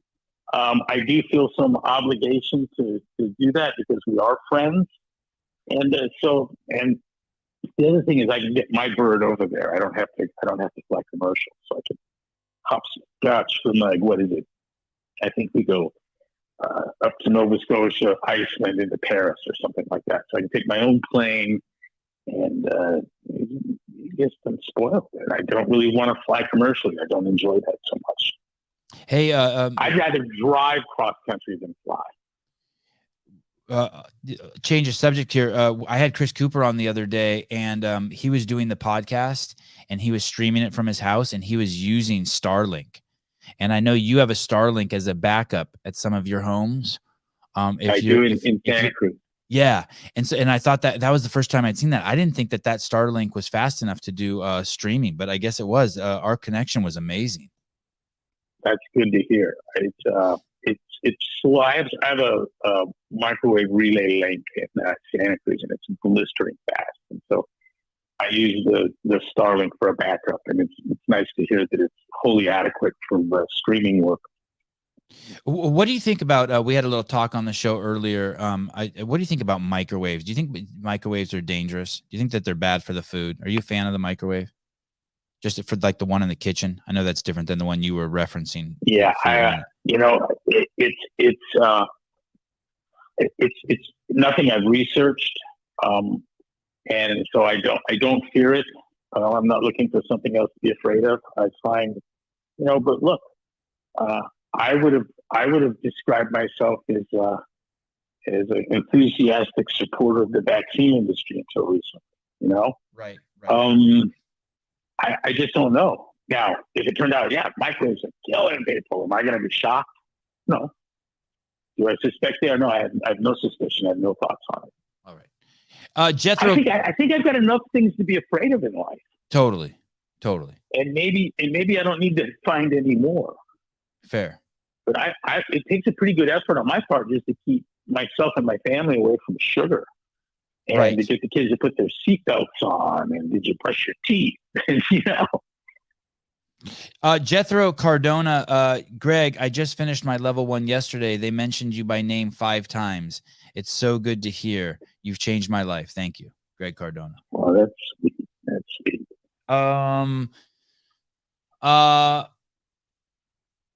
Michael C. Sevan, I DM'd you my info on Instagram for Greg's Broken Science in June, but I haven't heard back. I didn't respond to you. My DMs are crazy. You should email me at sevanmatosian@gmail. I promise you I will try to find your information. Greg, tell you what, let me see how 3 June goes. I from what we did in Hillsdale, I quickly took the position with, God, the affiliates are fun. I mean, these people they're receptive, their questions are good, they're intelligent, they're thoughtful. There's not even the slightest tone of belligerence, so I don't mind that. I launched this thing standing in front of large crowds of people, telling them your diet's killing you and your workouts are stupid. So I don't really mind the confrontation, but we're in a little different space now. And if I enjoy this on the 3rd, the way I'm presuming I'm going to have mariachis and tacos, for God's sake. I get to talk about broken science and to reconnect with some old friends. If that goes as I anticipate it to, what I think we'll do is put some kind of schedule forward that's got whistle stops across the country. So, coming soon, I would suspect. Thoughts on Tucker Carlson being gone from Fox News. Have you looked into that? Yeah. What do you think about that? Yeah. Is that a trip? I read the his text to internally, and God, regardless of how you interpreted the text in terms of the veracity, whether he had it right or not, and it seems he likely did. But regardless of that, he provided the essential elements of the Dominion suit, and that coming up in discovery, right or wrong, I suspected he was doomed. You know, it's even if the employee is a friend of yours, if their text costs you upwards of $800 million, you're probably going to be a little bit butthurt as it settles, right? That's quite a hit to take from even a friend. So you're saying that they saw a text. I couldn't imagine him remaining after that. So they saw a text that implicated Fox, knowing that they were presenting some information that was a lie, which then implicated Fox in hurting Dominion, and that's why they had to pay the fine. That's you know what they're clearly lying. He said Powell is clearly lying. He expressed some powerful dislike of Trump. But the thing that I think really hit home was he says Dominion's going to sue us for billions of dollars and we're going to lose. And so you get into trial and you're like, did you know it was false? Well, your guy's saying it was. I mean, no, the case was determined by those texts. What about? Did you hear the thing about how Paul Ryan was on the board of Fox? And that basically Tucker wanted to tell the truth about January 6th, and the powers that be at Fox did not want Trump in power. And so therefore they wanted to kind of continue this subtle beatdown of Trump, and that Tucker was against that. He wanted to tell the truth about January 6th. And so that's the reason why they got rid of him. Did you hear any of that? No, but I could see that being a factor as well. Yeah, kind of crazy. What do you think happens to someone like that? I don't listen. Like the January 6th thing. There were some bad actors in there, and no one should be storming the Capitol building or anything else. But I'm bothered by people being upset by the Capitol being stormed, and yet we watched a barber being drugged from his shop and stomped to death in a mostly peaceful protest, and no one gave a shit. And frankly, I'm a little more bothered than that. I was more bothered than that than I would have been if they burned the Capitol to the ground.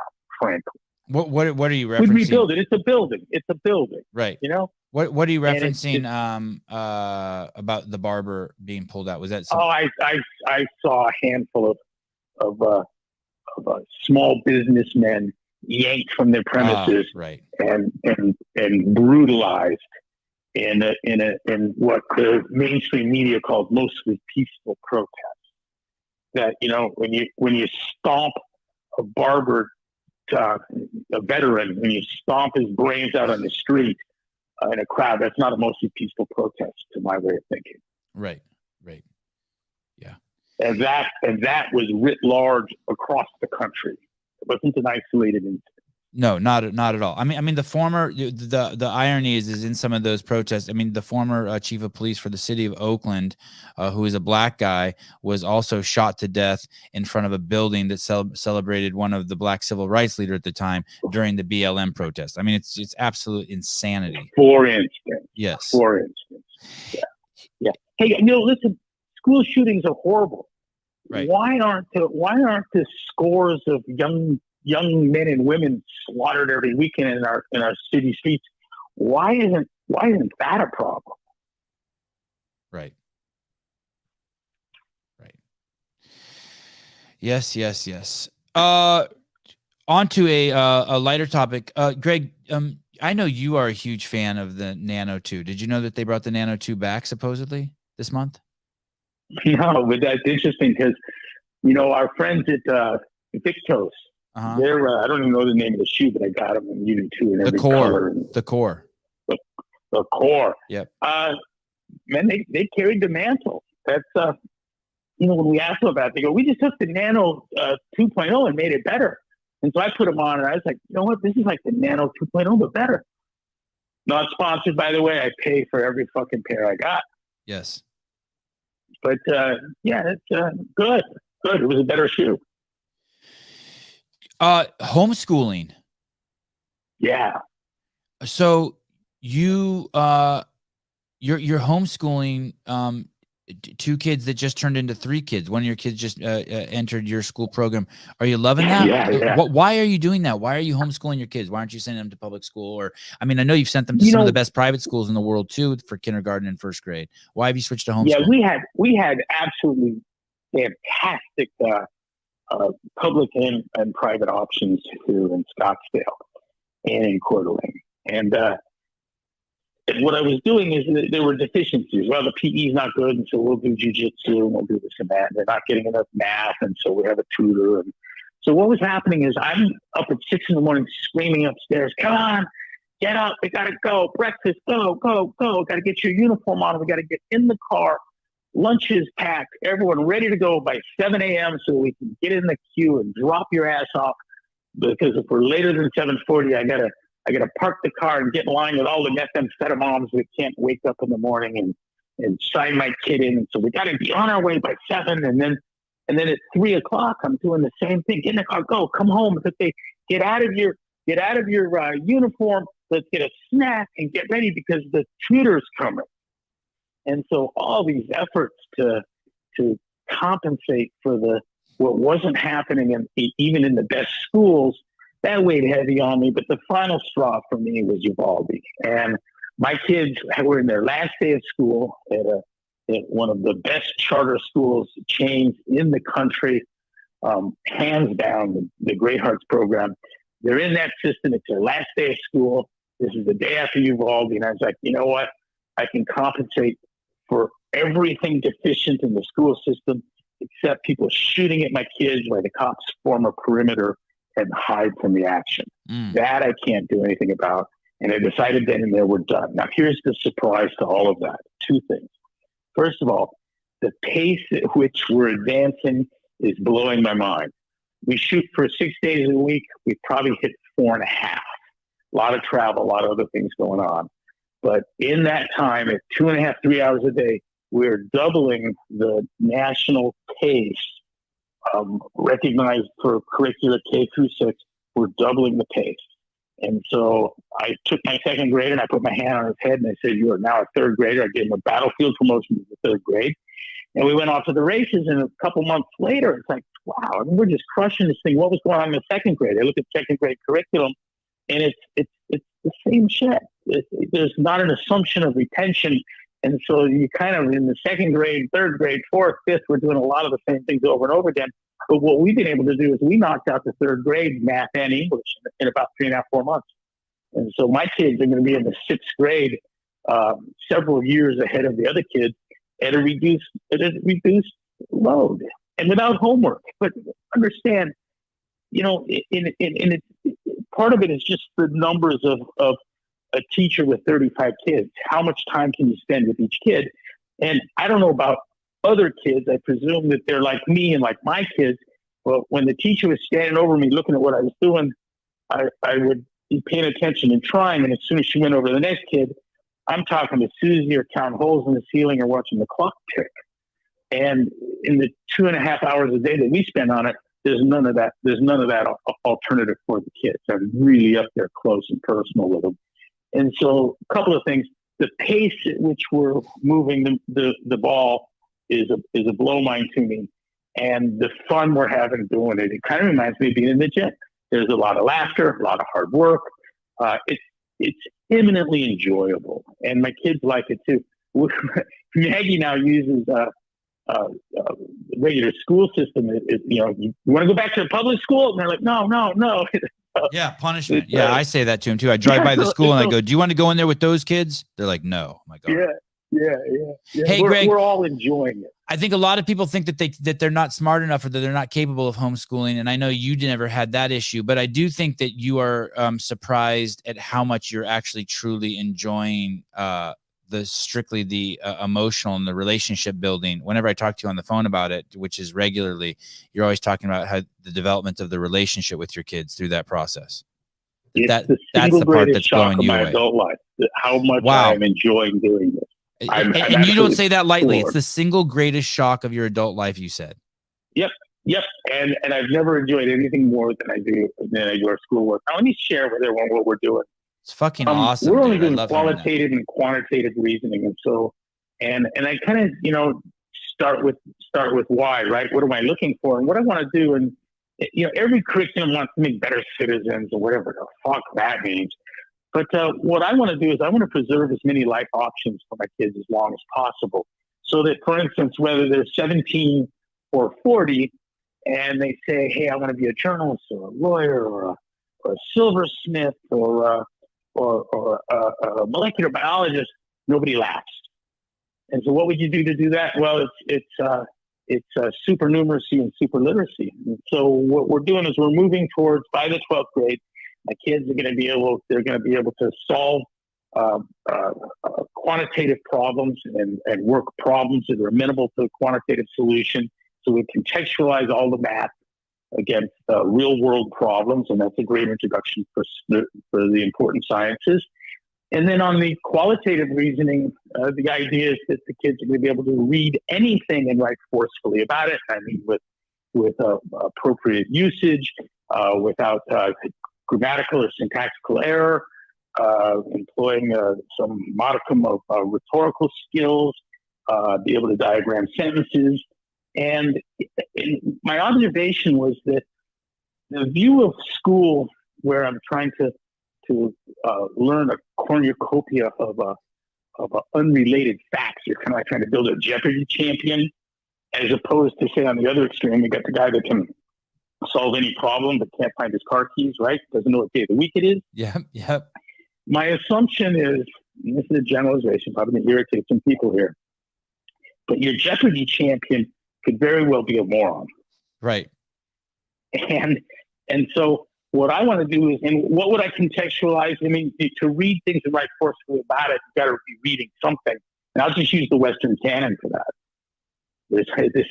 And there's nothing new in my approach, by the way. This is kind of the view of school that's not just 150 years old, but 500 years old, and in some cases 5,000 years old.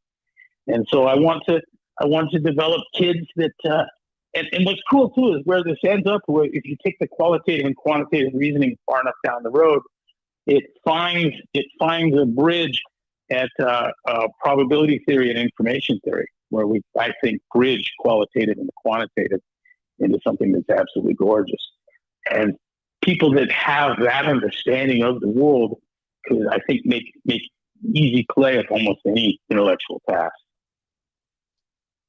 So it's kind of like what's wrong with lateral raises is what's wrong with memorizing state capitals is you probably don't know how to find the greatest common denominator. Yeah. There's skills that are imperative. The cool thing too is that everything we do will stay with you forever, because if you forget that 42 is 6 times 7, it's going to make later math a lot harder. And so we're never moving on to something different, really. It's just compounds. And so I'm making this easy for me and for us. And I think it's effective. Jake Chapman writes, Greg emailed me after I had a CF CrossFit film at my box back in 2017 about a member who beat type 2 diabetes. It was the best email I ever received. I guess you congratulated the gym owner for curing someone of type 2 diabetes. I'll congratulate him again. That is a remediable situation, type 2 diabetes.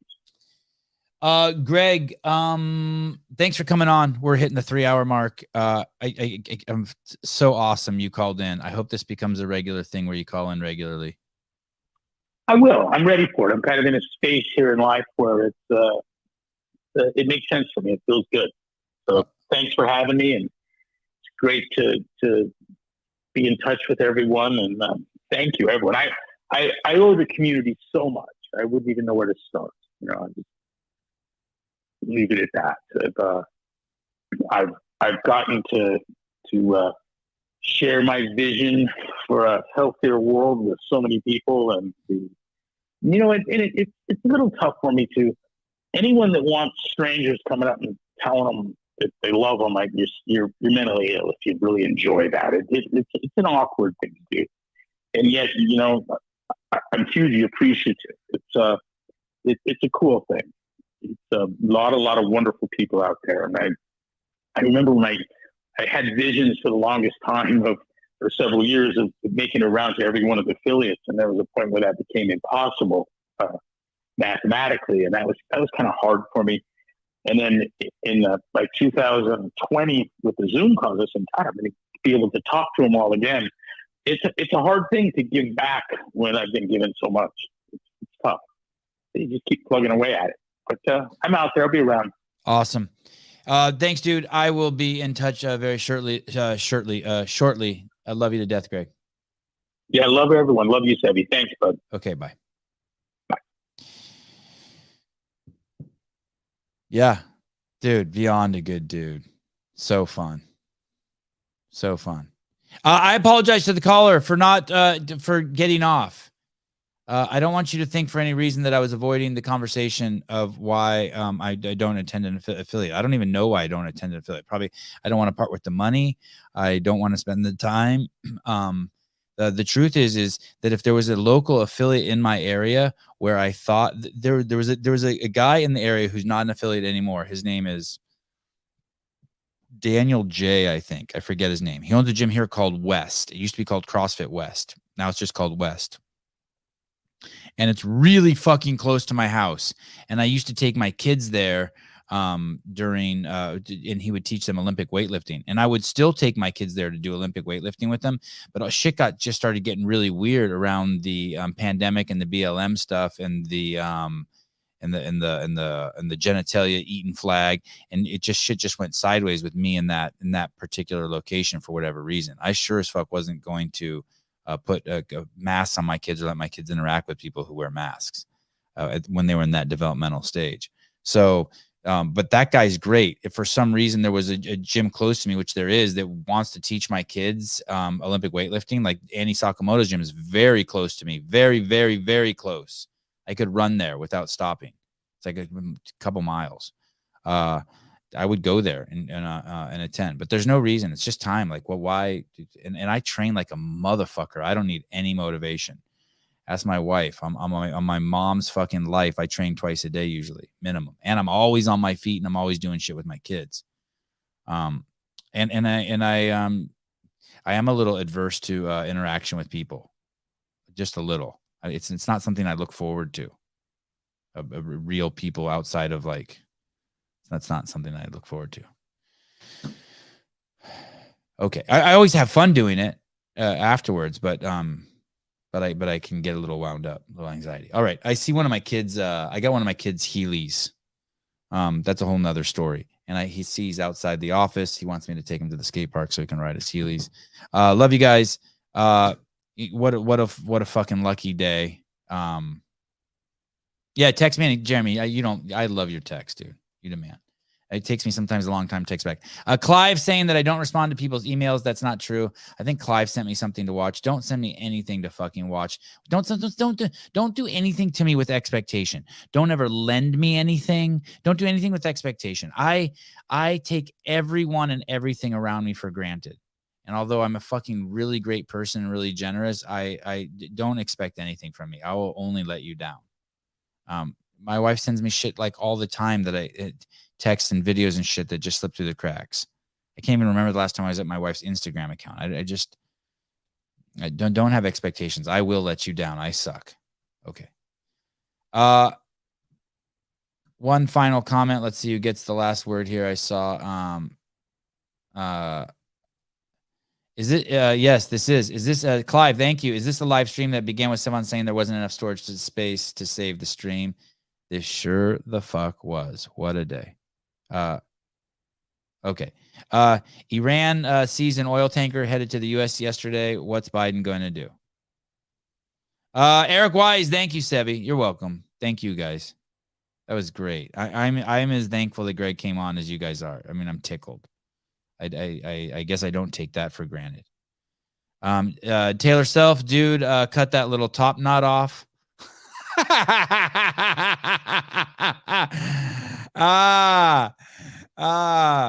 Just to get some scissors and just snip it off. Just get some scissors and snip it off. Here. This is what do you? I already shaved the sides. I already Craig Ritchie'd myself. What do you want me to do? I wasn't doing. Craig Ritchie has great hair, but I was going for a Dave Driscoll.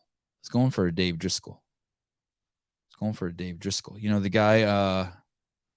guy in where is he? Bali or some shit. Okay. Taylor, I will call you. I know we got to talk, and we got a bunch of shows coming up, and I know we'll talk today. I just need like 30 or 40 minutes to get my shit together and get my kids moving towards the skate park. Love you guys. Good. That's what I'm talking about. Now you look Sons of Anarchy. Yeah, motherfuckers. Thank you. That's better than ankle grabber. And I hope I didn't offend any ankle grabbers out there. That wasn't my intention.